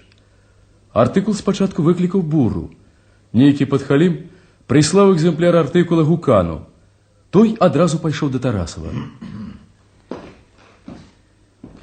Добрый день, Сергей Сергеевич. Добрый день, Семен Парфенович. Читал? Что это? Не читал. Почитай. Хоть няма чаго читать. Дурная фантазия безотказнага пісакі.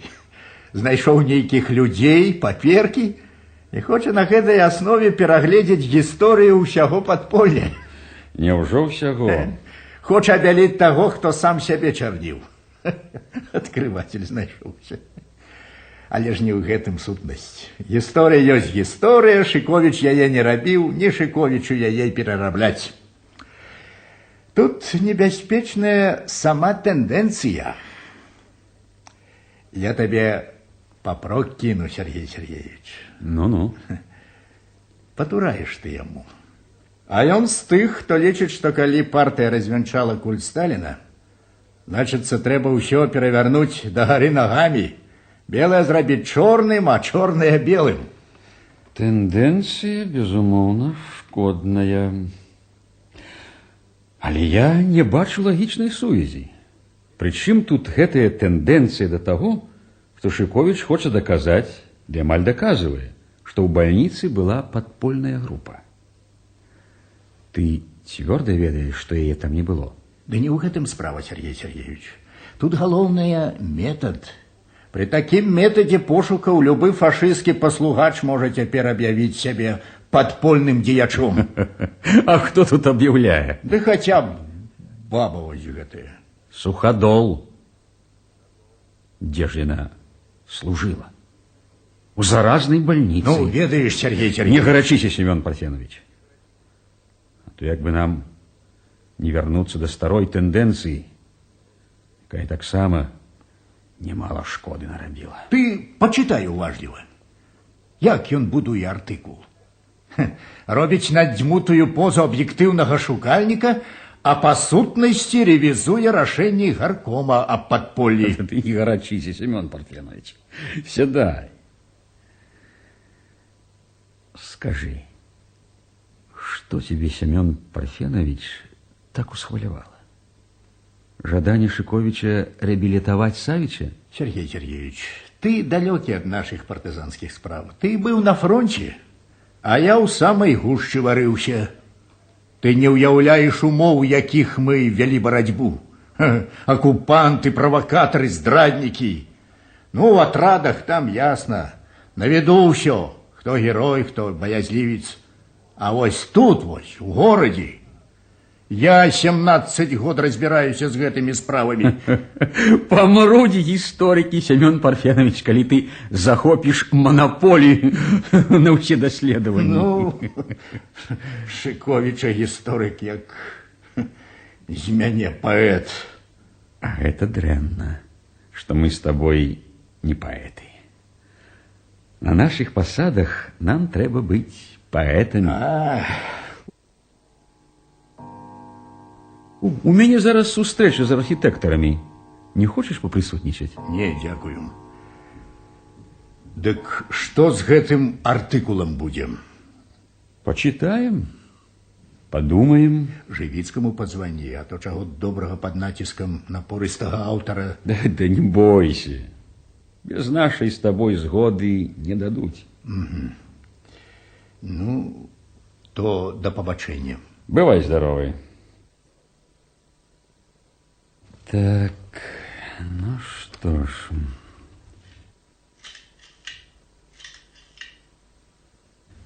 Живицкий? Привет.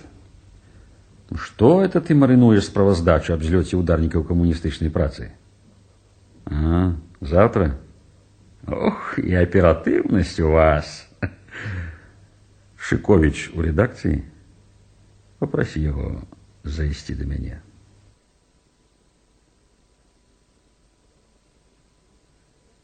Хутка Шыковіч увайшоў у кабінет Тарасова. Добрый день, Сергей Сергеевич. Добрый день, Кирилл Васильевич. Ну, дык что будем рабіць з артыкулам? Трэба друкаваць. Я упэўнены, адгукнуцца дзесяткі людзей, якія дагэтуль маўчалі. Не разумею, Сергей Сергеевич, чаго мы боимся? Мы нічога не боимся. Але, можа, варта яшчэ пашукаць. Такая публікацыя даволі распаўсюджаны і плённы метод пошукаў. Хочу показать тебе яшчэ один документ. Это з той папкі, якую я показывалі ў КДБ. Так. Але тады я параіў гэта выняць. Читай. Ну. У Камітэт дзяржаўнай бяспекі. Мне стало вядома, што ў горад з Германіі, дзе яна прабыла каля 2 год, вярнулася дачка ворага народа і здрадніка фашистскага прыслужніка доктара Савіча С.А. Савіч Софья Степановна. Бацька яе не толькі служыў у нямецкай управе, але меў сувязь з некаторымі падпольшчыкамі. У выніку яго падпольнай дзейнасці адзін за адным правальваліся і гінулі нашы людзі, зрываліся адказныя аперацыі. Падпольная арганізацыя вынесла здрадніку і правакатару Савічу смяротны прыгавор. Дачка яго ўвесь час жыла з бацькам, вела яго добрую гаспадарку і мела цесныя адносіны з гітлераўскімі афіцэрамі, якія ўвесь час кватаравалі ў гасцінным доме Савіча. Экс-Гукан. Гукан? Былы камісар партызанскай брыгады імя Чапаева, сакратар сталінскага райкома партыі 16.10.45 года. Якая подласць. Не абурайся. Быў час усеагульнай звышпільнасці. Так, але ж можна было высветліць, з якім камфортам фашысты вывезлі яе ў Германію. Гэта, бадай, можна было высветліць. Але, відаць, не хапала часу. Мнагавата было такіх спраў. Для мяне ў гэтым дакуменце больш важна другое. Чаму Гукан нічога не сказаў пра тое, што Савіч звязаны з падпольшчыкамі? Не сказаў ні тады, калі мы пісалі кнігу, ні цяпер, калі я хадзіў да яго з запіскамі Варавы. Чаму? Вось і паспрабуй высветліць, чаму. У псіхалагічным плане. Можна сказаць яму пра гэта? Лепш не адразу. Такі лабавы ход наўрад ці дапаможа высветліць ісціну. Так, прыйдзецца чакаць, пакуль Яраш дазволіць пагаварыць з Савіч. Можа, яна што праясніць? Гэта будзе верней.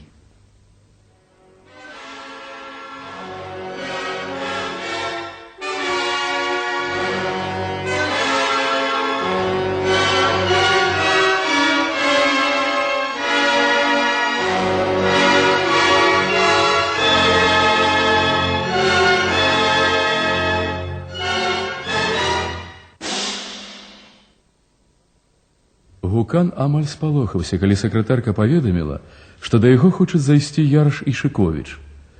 Але ён узяў сябе ў рукі і, спыніўшы кушняра, які хацеў пайсці, накіраваўся да дзвярэй, шырока і прыветліва усміхаючыся. Ну, каго я бачу? Прашу. А то вы, Антон Кузьміч, старшыня камісіі, а ў гарсавет заглядаеце рэдка. Ды ты, Кірыла, даўно ўжо не быў. Усё ездзіш? Шукаешь героев? Шукаю. Прошу, сядайте. Дякую. Які клопат звёў разам медыцыну і літаратуру? Семён Парфенович, трэба памагчы аднаму чалавеку. Трэба паможам. Калі хадайнічаюць два дэпутаты... Жанчыне. Тым больш неабходна дапамагчы. Трэба невялічкая на адзін пакой, але асобная кватэра.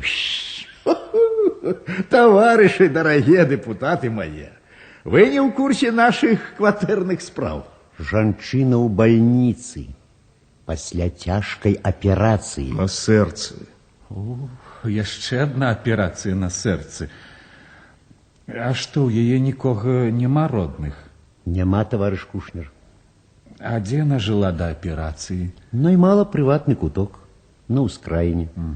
А ёй цяпер неабходны другія ўмовы. Безумоўна. Выпадак цяжкі. Трэба нам падумаць, Семён Парфенович. Ну што ж, падумаем, таварыш Кушнер, падумаем. Як яе прозвішча? Савіч. Софья Степановна Савіч. Гэта не таго Савіча дачка? Таго. Яна прапісана ў нас? 4 гады жыве і працуе. Што ж, паглядзім. Можа, возьмем на чаргу. Значыць, не можаце даць кватэру. Але чаму? Чаму?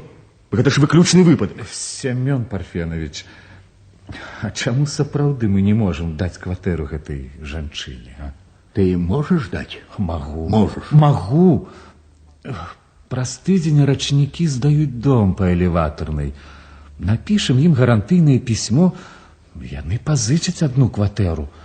Такі выпадак... Ну, ведаеш, я не магу адказваць за падобны шахер-махер. Ёсць партыйны і грамадскі кантроль. Ну, які ж тут шахер-махер? Вынесем на выканком, попросім таварыша Яраша далажыць, а я тым часам дамоўлюся з рачнікамі. Ну, яны зразумеюць. Вось і добра. Значыць, дамовіліся, Семён Парфенович?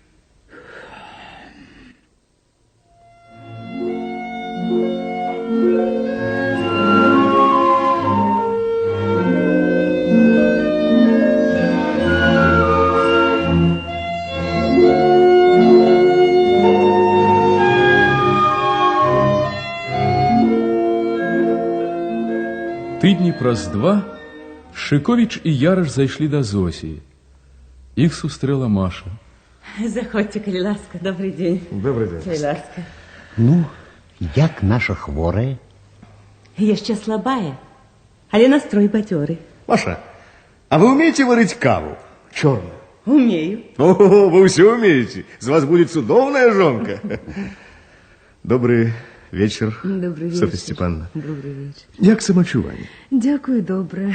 Тільки дощ настрой псує. Антон Кузьміч.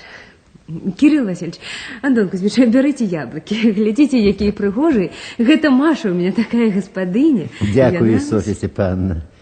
Нешта не хочется. А я с приемностью спробую. Ну, коли ласка. Дякую. Софья Степановна. Так. Скажите, коли ласка, вас не вельмі расхвалюе размова про мінулае? Про якое мінулае? Ну, напрыклад, про войну, про смерть бацькі. А что вас цікавіць? Что меня цікавіць? Вось почитайте вось гэта. Хто ж такі? Доктор Савіч? Что гэта? Артыкул. Читайте, читайте, и вы все зразумеете. Про что вы думаете? Я думаю, як хороша, што ёсць на свеце такія людзі, як Антон Кузьміч, як вы, як некаторыя іншыя. Дякую вам, дякую. Ну, падзякі пасля. Ды і не мне павінны быць адрасаваны. Антону справа іншая. А за тое, што ў нашы дні усюды аднаўляецца справядлівасць, вы ведаеце, каму дзякаваць. Цяпер вы разумееце, што мяне цікавіць. Як загінуў доктор Савіч? Хто яго забіў? Вы былі пры гэтым? Не, я не была. Я думаю, тата застрэліўся. Сам?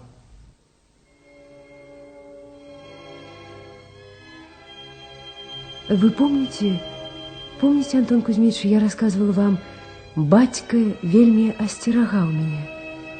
Але я здагадвалася, што нейкім чынам ён памагае нашым. Але як? Спрабавала гутарыць пра гэта з ім. Ён умеў адвесці размову ў бок. І раптам, гэта было перад 1 маем, дні за 2, у той дзень нашы ўзарвалі электрастанцыю. Бацька вярнуўся позна і адразу прайшоў на кухню, дзе я мыла талеркі.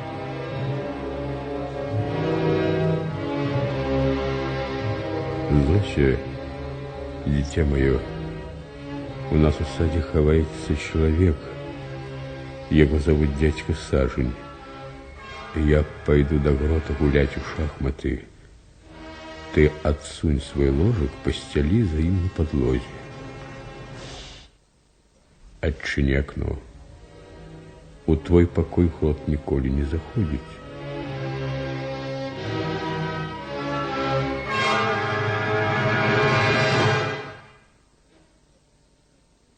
Каб вы ведалі, што я адчула. Бацька даваў мне заданне. Я зрабіла ўсё, як ён загадаў. Чалавек гэты прабыў у нас амаль тыдзень.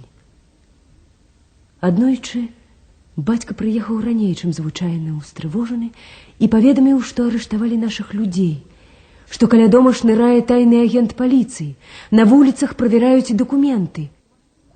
Машыну, на якой ён ехаў, агледзелі тройчы, і што трэба нашага госця вывести ночью праз погреб и отвезти на элеваторную 19. И яшчэ ён дадаў, каб я не вярталася дадому, а зайшла да Тішченка, што так трэба. Гэта была наша апошняя размова. Калі я праводзіла сажанне і зайшла да Тішченкаў, ужо світала.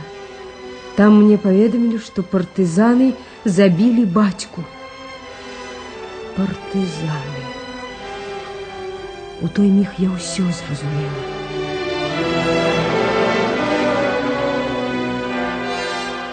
Два агенты гестапа везлі мяне ва ўправу, дзе стаяла труна.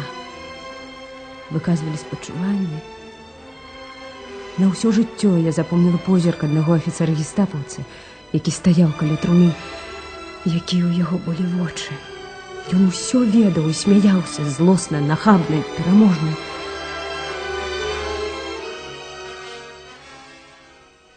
Скажыце, Зося, навошта ім спатрэбілася гэтая камедыя з пахаваннем? Напэўна, каб даказаць, што Савіч быў іх чалавек. Яго забілі партызаны. На пахаванні я страціла прытомнасць. Потым мяне павезлі на допыт гестапа. Я ўсё адмаўляла і нарэшце пачала пратэставаць. Я патрабавала сустрэчы з начальнікам гестапа. І аднойчы мяне адвялі да яго.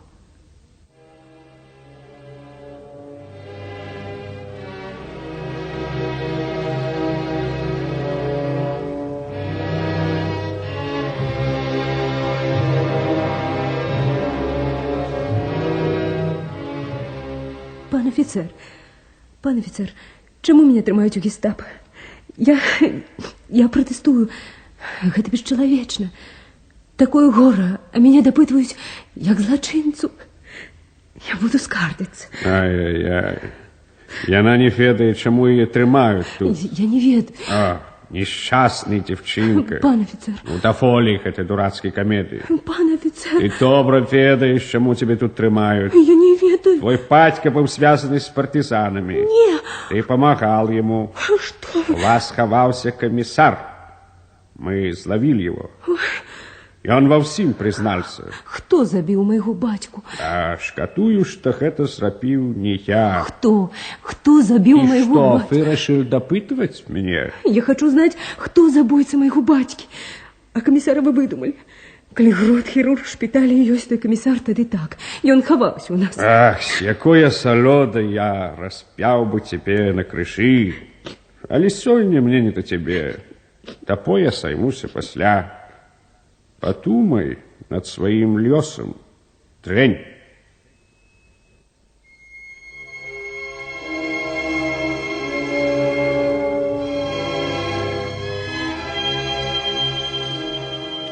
Ён больш мной не займаўся. Дапытваў другі афіцер. Я ўсё адмаўляла. Мяне білі. Потым былі лагеры пад Барановічамі. Майданак, пасля... я ўжо нават не помню іх усіх лагераў. Мяне чамусьці часта пераводзілі. Апошні жаночы лагер пад Гісаном, а астатнія вы ведаеце.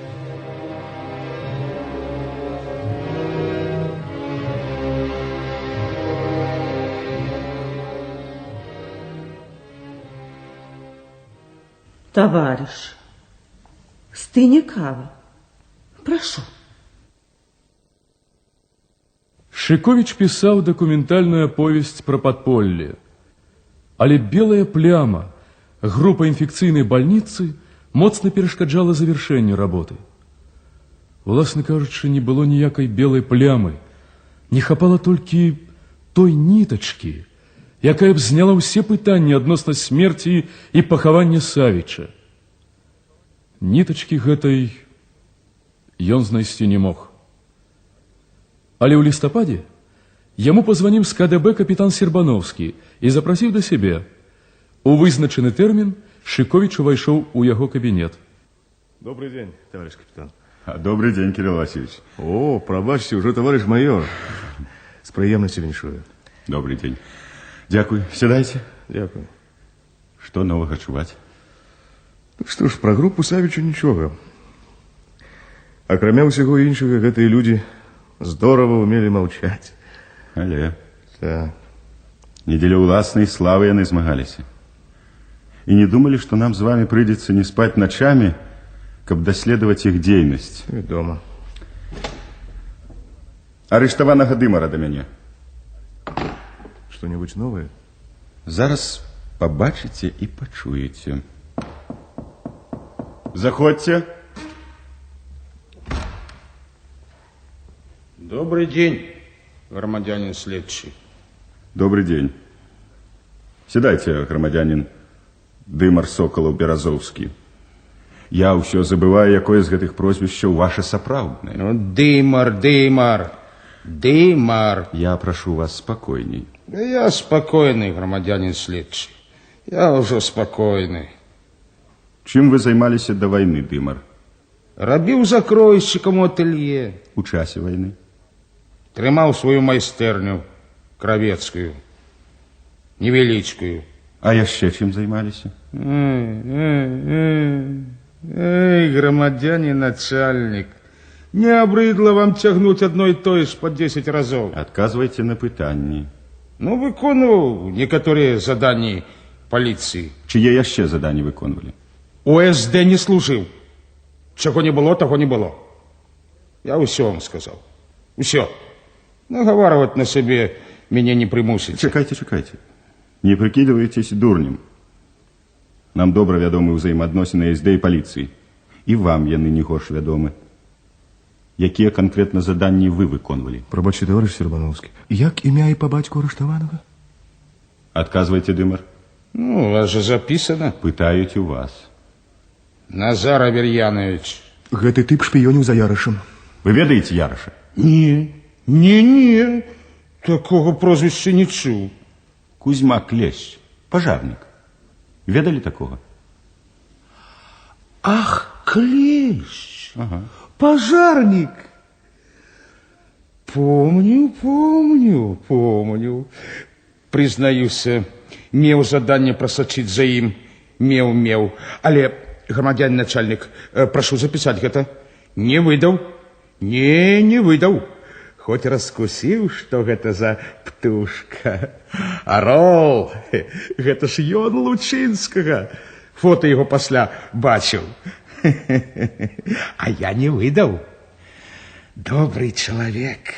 Спадабаўся мне. Значит, жыве Кузьма Клещ. Клещ. Вот вам яшчэ факт. Запишите. Не выдаваў я добрых людей. Гэта запишем. Ад каго вы атрымалі заданне шпіёніць за Кляшчом? Всё ад таго Швагерова. Лодки. Вы ведали лодки? Лодки? Так. Немец? Першы раз чую. Ну, той час, калі вы шпіёнілі за Ярышам, лодки быў механікам у пажарнай. Я пожарова не тушил. Так, вы их распаливали. Гэты аркуш вы писали? Ну, я. Вот читайте, Кирилл Васильевич. Федя, я абсолютно уверен, что ограбление аптечного склада не обошлось без Савича. Вот и не знаешь, какая это хитрущая лиса. Гарантируй 1000 марок, и я тебя раскушу, этот орех. Имею ключик. Так, тебе слава и спасибо, гестапо, а мне гроши. Давай согласие, не тяни. Твой кравец. Кравец ён? Ён. Паўмесяца адмаўляўся. Не хацеў прызнаваць ніякіх экспертыз, пакуль не выклікалі з далёкіх краёў таго, каму адрасавана запіска. Ясно. Громадянин Дымар, что вы можете сказать про доктора Савича? Что я могу сказать про Степана Андреевича Савича? Я могу только сказать, что это был золоты человек. Я 15 гадоў шыў яму, прымяраў на даму, і заўсёды выходзіў з гэтага дому начасткаваны па горла. І вы гэтак аддзякавалі яму? Все зло ў свеце ад грошай. Хацеў выбіцца ў людзі. На жыцці другіх. Ці бачыць, жыццё гэта такая Давайте, рэч. громадянин Дымар, без философии. Что дало вам подставы написать такую записку? Чуццё. Я дык аб не ведаў Савіча. Як аблупленага. Я ніколі не верыў, што ён шчыра служыць немцам. Ну и гнида. Прошу не абражаць. Я чалавек. Які вы чалавек? Кирилл Васильевич, свае правы вы засвоілі. Ведаеце, Кирилл Васильевич, аднойчы, калі ён вывеў мяне з цярпення, вось так, як вас, і я павысіў голас, ведаеце, што ён сказаў, гэты законнік? Можа, ударыць хочаце? Ага, баіцеся. Не той час. Ніколі, ні ў які час і не стаў бы пэцкаць рукі аб вас, Дымар. Брыдка. Швагерова да мяне. Усё ж цікава. Што вас прымусіла прадаваць людзей фашыстам? Лепшых людзей. Раскажыце, як вы сталі Беразоўскім. Маўчыце? Вам гэта павінна быць цікавым, Кирилл Васильевич. Знішчыўшы дакументы на Дымара, ён сімуляваў прыступ эпілепсіі. Упаў на вуліцы ўвечары. У Куйбышеве гэта было. Так, Дымар? Натуральна, трапіў у бальніцу. Так ён стаў Беразоўскім.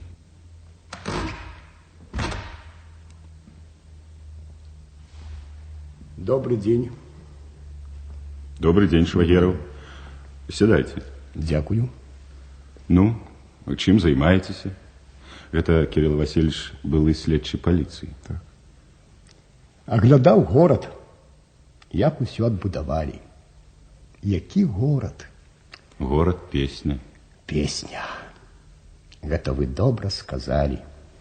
Скажыце, Швагеров, што даносіў вам Дымар пра Кузьму Кляшча? Пра таго хлопца, які пакараў Лучынскага. Ах, пра Яраша. А адкуль вы ведаеце яго сапраўднае прозвішча? Пасля таго здарэння хутка ўстанавілі, што ніякі ён не Клешч, а студэнт медтэхнікума Яраш. Уся паліцыя была паднята на ногі, каб знайсці яго. Хочаце ведаць, у каго ён хаваўся? У Савіча. Пра Кляшча нікому слова не сказаў. Мне пра Яраша ён не гаварыў. Швагеров, я не хочу лишний раз напоминать вам, что значит для вас шчырасць. Товарищ майор, за свою вину я 15 год меў. Недавно пачаў жыць нанова, адчуў себе человеком. Вы читали мои характеристики? Дык неужо вы думаете, что я буду цяпер выблытваць вот гэтага павука? Сам ты павук. Быў, але цяпер стаў человеком. Вы ведали Лодка, механіка з пажарнай? Лодкай? Якіх толькі прозвішчаў у яго не было. Гэта Ганс, Крафт Ганс, каланіст Украіны, шпіён. Агент СД? Безумоўна. Дымар быў знаёмы з Крафтам? Не быў. Не ведаю ніякага Крафта. А по-моему быў. Нешта мне припоминаецца, што калі ты шыў мне касцюм, Крафт таксама прыходзіў на примерку. Тады ён быў у форме чыгуначніка. Мало кому я шыў. Усіх... Ясно. А теперь повторите коротко, Швагеров, свои показания по справе Савича. Ну, Савича мы лечили надзейным. Вядома, для нового парадку. Многие дзеячы выкликали подозрения, ён не. И раптом записка Дымара, тая, что в справе. Я ведаў, что там, где няпэўна, ён гаварыў вусна, дзе пэўна заўсёды пісаў, каб пакінуць дакумент. Хлусіш! Навошта ж мне хлусіць? Я нават разгубіўся. Прызнаюся, было жаданне самому злавіць такога сама, як Савіч. Падзяка, грошы, кар'ера, няхай яны спрахнуць. Але пабаяўся я сам. Вялікая адказнасць. Куды мне? Начальніку сказаў. Той, помню, таксама разгубіўся. Калі кажа Савіч з імі, значыцца з партызанамі. Нікому, кажа, з нас не будзе веры ад СД. Уцячэ, Савіч, труба нам. Узяць яго без доказу таксама не лягчэй. Адным словом, ламаў начальнік галаву. Мне нічога не даручаў. Хоць справай з медакаментамі займаўся я. Але мы яшчэ раней дамовіліся весці яе як звычайны крадзеж. Гэта ведаеце прасцей. Крымінальнымі справамі менш цікавіліся. Хто з іх данёс у гестапа на Савіча, Дымар ці начальник паліцыі, не ведаю. Сам донес, а теперь хочешь свалить на меня? Хочешь быть чистеньким? Не, я не чистенький. А я в 44-м пришел за лесу. Вот я, судите. А где ты был? Не я пачаў шпіёніць за Савічем, я наогул ні за кім не шпіёніў. Я вел справу як следчий. Давайте по сутности. Натурально, что Савічем занялося само гестапо. Не паспелі мы агледзецца, як усё здарылася. Пасля я даведаўся, што ў дзень налёту і смерці доктара гестапо стала вядома, што ў яго хаваецца прадстаўнік партызанскага штаба. Ад каго, якім чынам яны даведаліся пра гэта? Ніхто мне не сказаў. Але, безумоўна, гэта паскорыла развязку. У паліцыі казалі, што Савіч адстрэльваўся. Сапраўды былі забіты 2 гестапаўцы і 34 ранены. Забілі Савіча, ці сам застрэліўся. Пра гэта маўчалі. Ну, хто мог разявіць рот, калі афіцыйна было аб'яўлена, што доктара забілі партызаны? Вы пыталіся, навошта акупантам была такая правакацыя. Я так думаю. Баяліся прыкладу, калі агласіць, што 60-гадовы доктар, кіраўнік аддзела гарадской управы, вёў актыўную барацьбу, як бы гэта ўзняло дух падпольшчыкаў і ўсіх патрыётаў. А так, наадварот, магло дэмаралізаваць тых, хто быў звязаны з Савічем. Швагераў, чаму ў вашых паказаннях на працэсе пра Савіча нічога не сказана? Ніхто ніяк не спытаў, дык я не маўчаў. А каму грамадзянін начальнік хацелася браць на сябе лішнюю справу, каб атрымаць вышку? Военный час, военный трибунал. Маё шчасце, што я сам з'явіўся. Ну, добра. На сёння хопіць.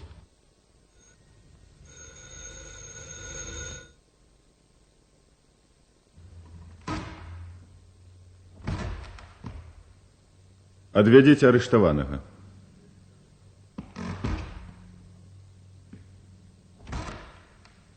А вы, Швагераў, пачакайце ў калідоры. Вы мне яшчэ спатрэбіцеся. Добра.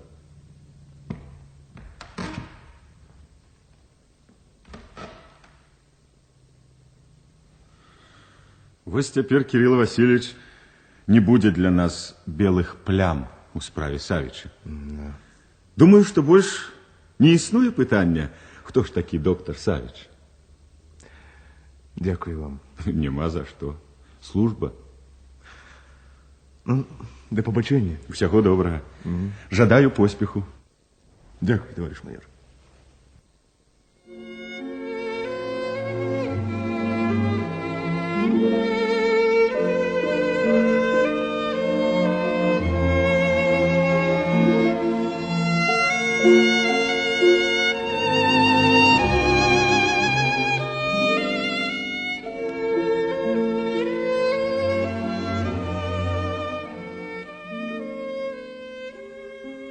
Нарэшце артыкул аб групе Савіча быў закончаны і надрукаваны. І аднойчы, калі Шыковіч працаваў у рэдакцыі, дзверы яго кабінета расчыніліся. Вы, Шыковіч? Я? Сідайце, калі ласка. Што ж ты, друг сітны, сказаўшы А, не сказаў Б. Не хапіла духу? Ці замялі? Што вы маеце на увазе? Што? Сам ты добра ведаеш, што? Чаму не раскрыў у сваім артыкуле, хто такі Сажань? Спалохаўся? Ну, канешне, куды табе? Думаў паласкатаць нервы чытачоў, нагнаць таямнічасці? Да вышла промашка. Теперь я скажу бы. Что ж вы першым не сказали гэтага, а? Не имел такого факта. Говорил про другие, да и дали по морде. Ён же твой Сажень. Слухайте, я не ведаю, кто такі Сажень. Не ведаешь. Сапраўды не ведаешь, что гэта сам паважаны Семён Парфенович? Гукан? Так. Гукан. Мы калі яшчэ ў рабфаку разам вучыліся, то далі яму гэтую мянушку. Сажень. У партызанах, калі хадзілі на сувязь у горад, ён хацеў аднойчы выпісаць пашпарт на Саженя. Ніхто іншы, а я. Адгаварыў яго. З тваім ростам, кажу, выклічы падазронасць. І ён не аддзякаваў пасля. За ўсё. Як ваше прозвище? Не мае значэння. А что вы хочете рабіць? А гэта моя справа, што я буду цяпер рабіць. Карціць даведацца? А? Ну, не. Цяпер вам з Гуканам мяне не абязброіць. Што датычыць мяне, то я асабіста нікога не абязброіў і не збіраўся гэта рабіць. Усё, што я раблю дзеля таго, каб сказаць праўду пра людзей, якія змагаліся сумленна. Калі сказаць шчыра, то я і прыйшоў, каб сказаць вам за гэта дзякуй. Не для вас я гэта рабіў. Што-нішто зрабіў для мяне. Да робяць другія. Усяго добрага. Бывайце.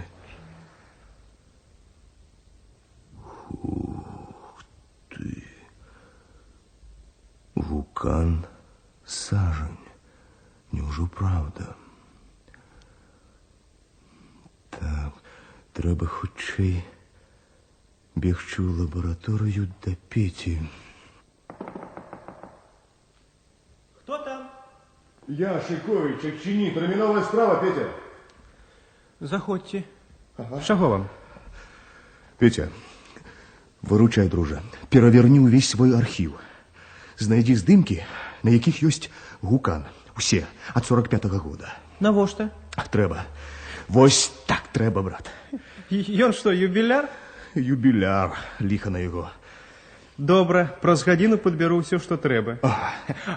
Падаць у альбоме ці ў папцы? У папцы.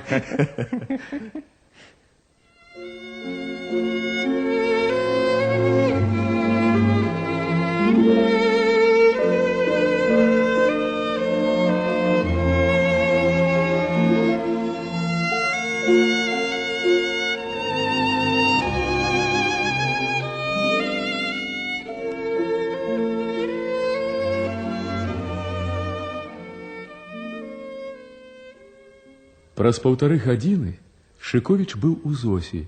Коли ласка. Добрый вечер. Коли ласка, Кирилл Васильевич, добрый день. Распранайтесь. Дякую. Вы зачем забылись на меня? Я не помню уже, коли вы были апошний раз. Ну что, дякую, Софья Степановна. Я на хвилинку. Ну вот. Може, і распранацца не буду з ваших дозволу.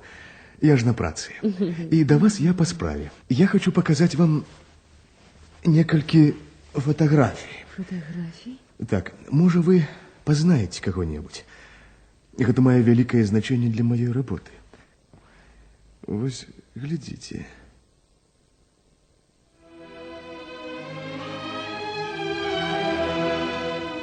Зося взяла здымак, і Шикович убачыў, як раптам змяніўся яе твар.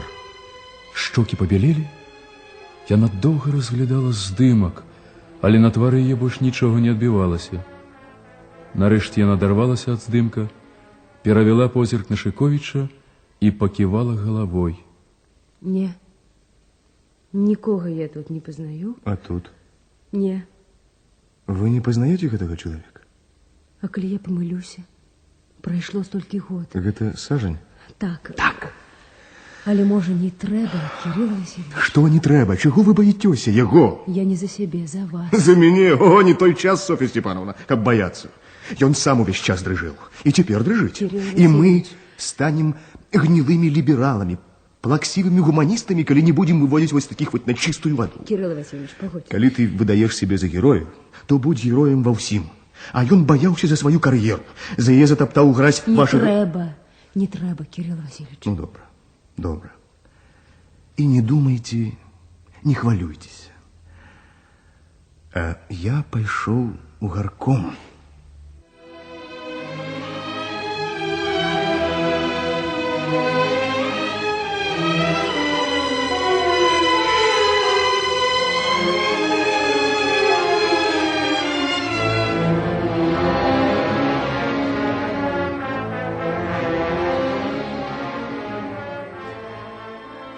Размова Гукана з Тарасовым была вострай.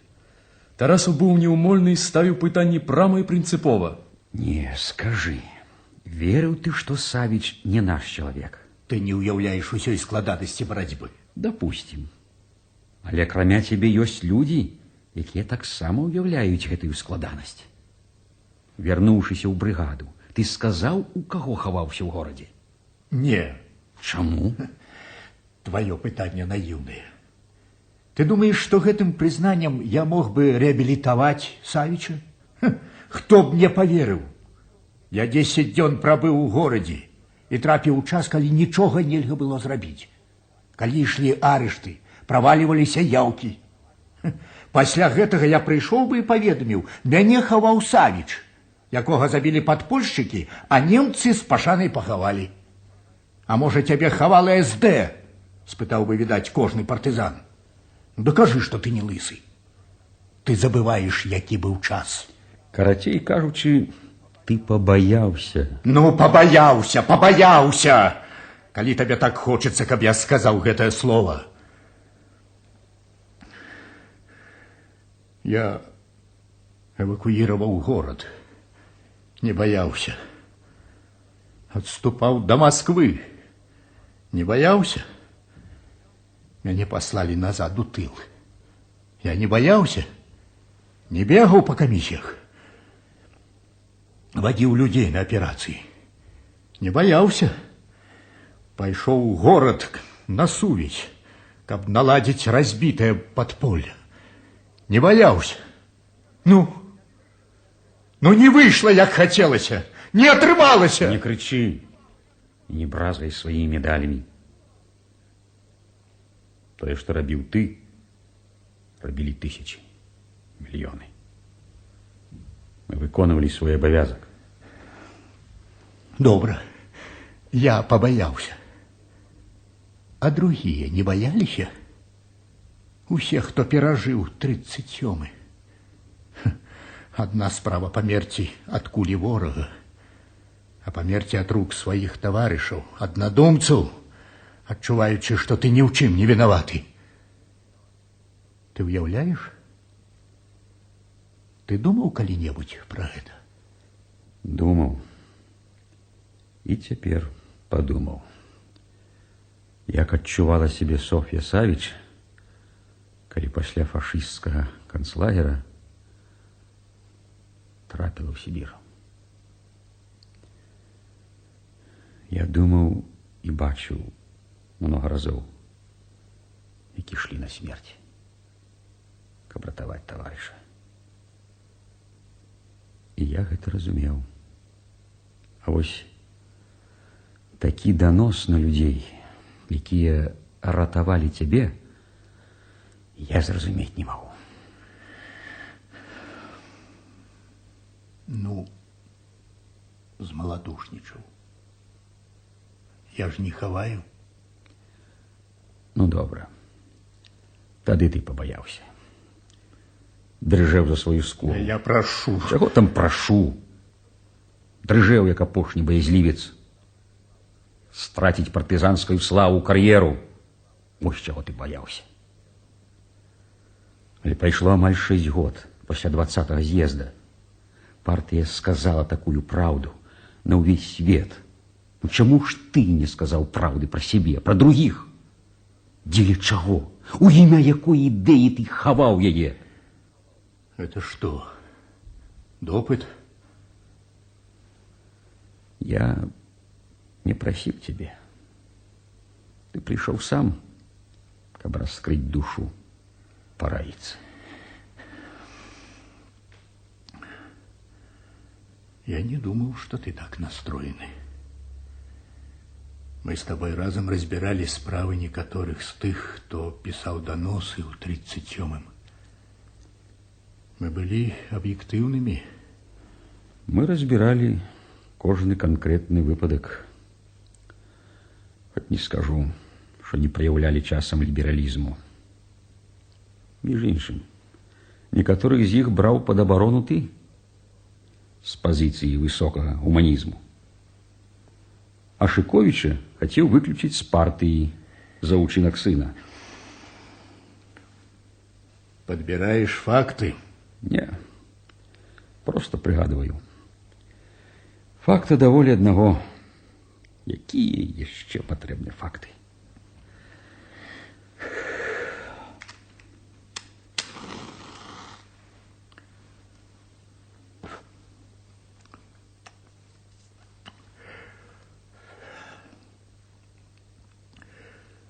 Якое будзе рашэнне абкома?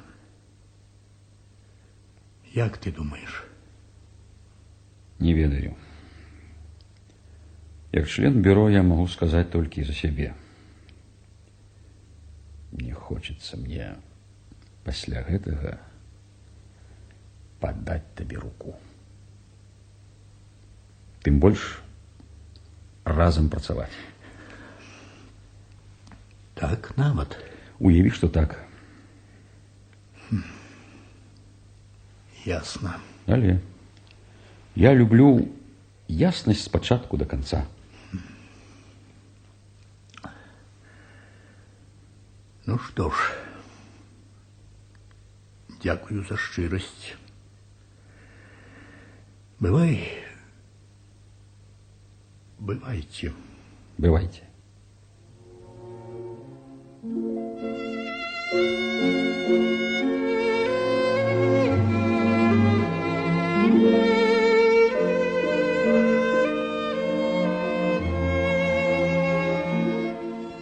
Як і заўсёды, сёння ў клініцы быў напружаны працоўны дзень. З бальніцы Яраш выйшаў разам з Машай. Свяціла марознае сонца. Снег под ногамі звенеў на сотні ладоў. Вось і год прайшоў. Ой, як там моя Зося? Апошнія дні я амаль не выходзіла з бальніцы. Антон Кузьміч, мне здалося, што яна засумавала штосьці.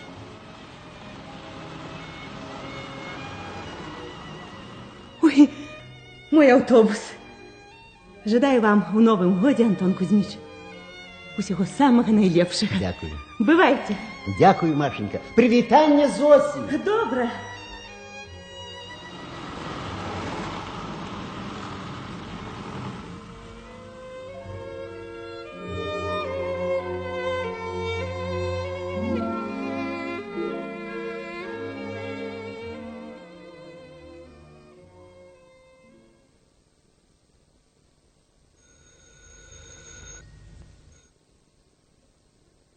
Вось добра, што ты так рано сёння. А ў мяне ўжо гатовы абед. А дзе дзеці? Хутка прыйдуць яны на катку. Мы не думалі, што ты так рано вернешся.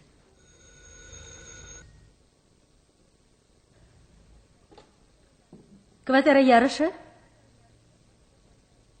Калі ласка. Цябе? Слухаю. Так. Так. Что? Угу.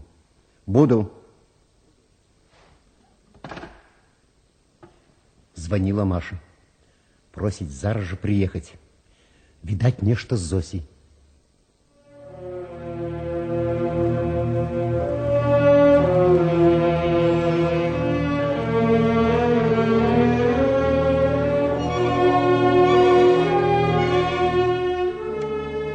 Вярнуўся Яраш позна ноччу. Галіна пачула яго цяжкія крокі. Так і надзекалі бывае страшэнна змораны. Яна адчыніла, не чакаючы званка. Яраш увайшоў і пачаў павольна распранацца. Потым доўга стаяў ля акна.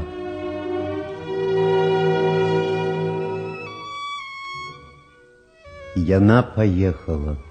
Кто? Софья Савич. Зося. Поехала? Куды? Каб я ведаў, куды. У тым і беда, што не ведае ні Маша, ніхто. Яна з'ехала, пакуль Маша была на работе. Куды? У яе нікога няма з блізкіх. І не пакінула ніякай запіскі? Пакінула. Вось. Антон Кузьміч, як мне звярнуцца да вас?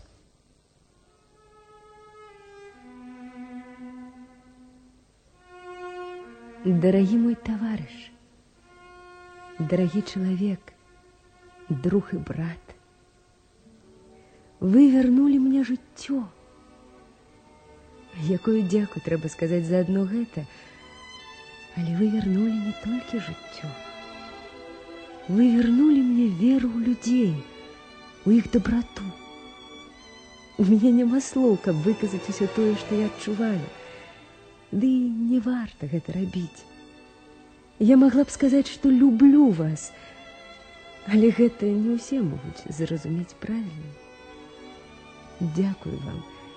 Дзякую вам за ўсё. Вось словы, што выходзяць з глыбіні майго сэрца, якое вы трымалі на далоні. Дзякую. Цяпер, калі я паверыла, убачыла, што навокал многа добрых, сардэчных людзей, і свет такі прыгожы, мне вельмі хочацца жыць.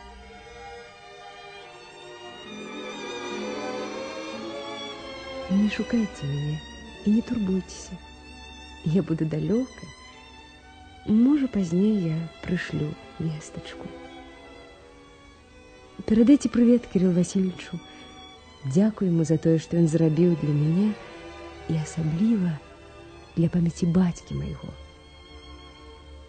Бывайце, добры чалавек.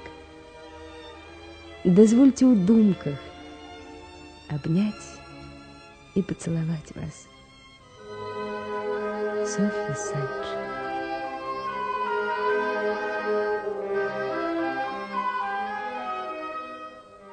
Яна кахала цябе, Антон, і адчувала, што гэта можа прывесці да няшчасця. Будем вечерять, Антон? Будем. Мы так і не сустрэлі Новы год. У нас застаўся некрануты запас віна. Табе наліць чаго-небудзь? Налей. А што ты будзеш піць? Все одно. Трымай. За наших дзяцей. І за тое, каб людзі былі шчаслівыя.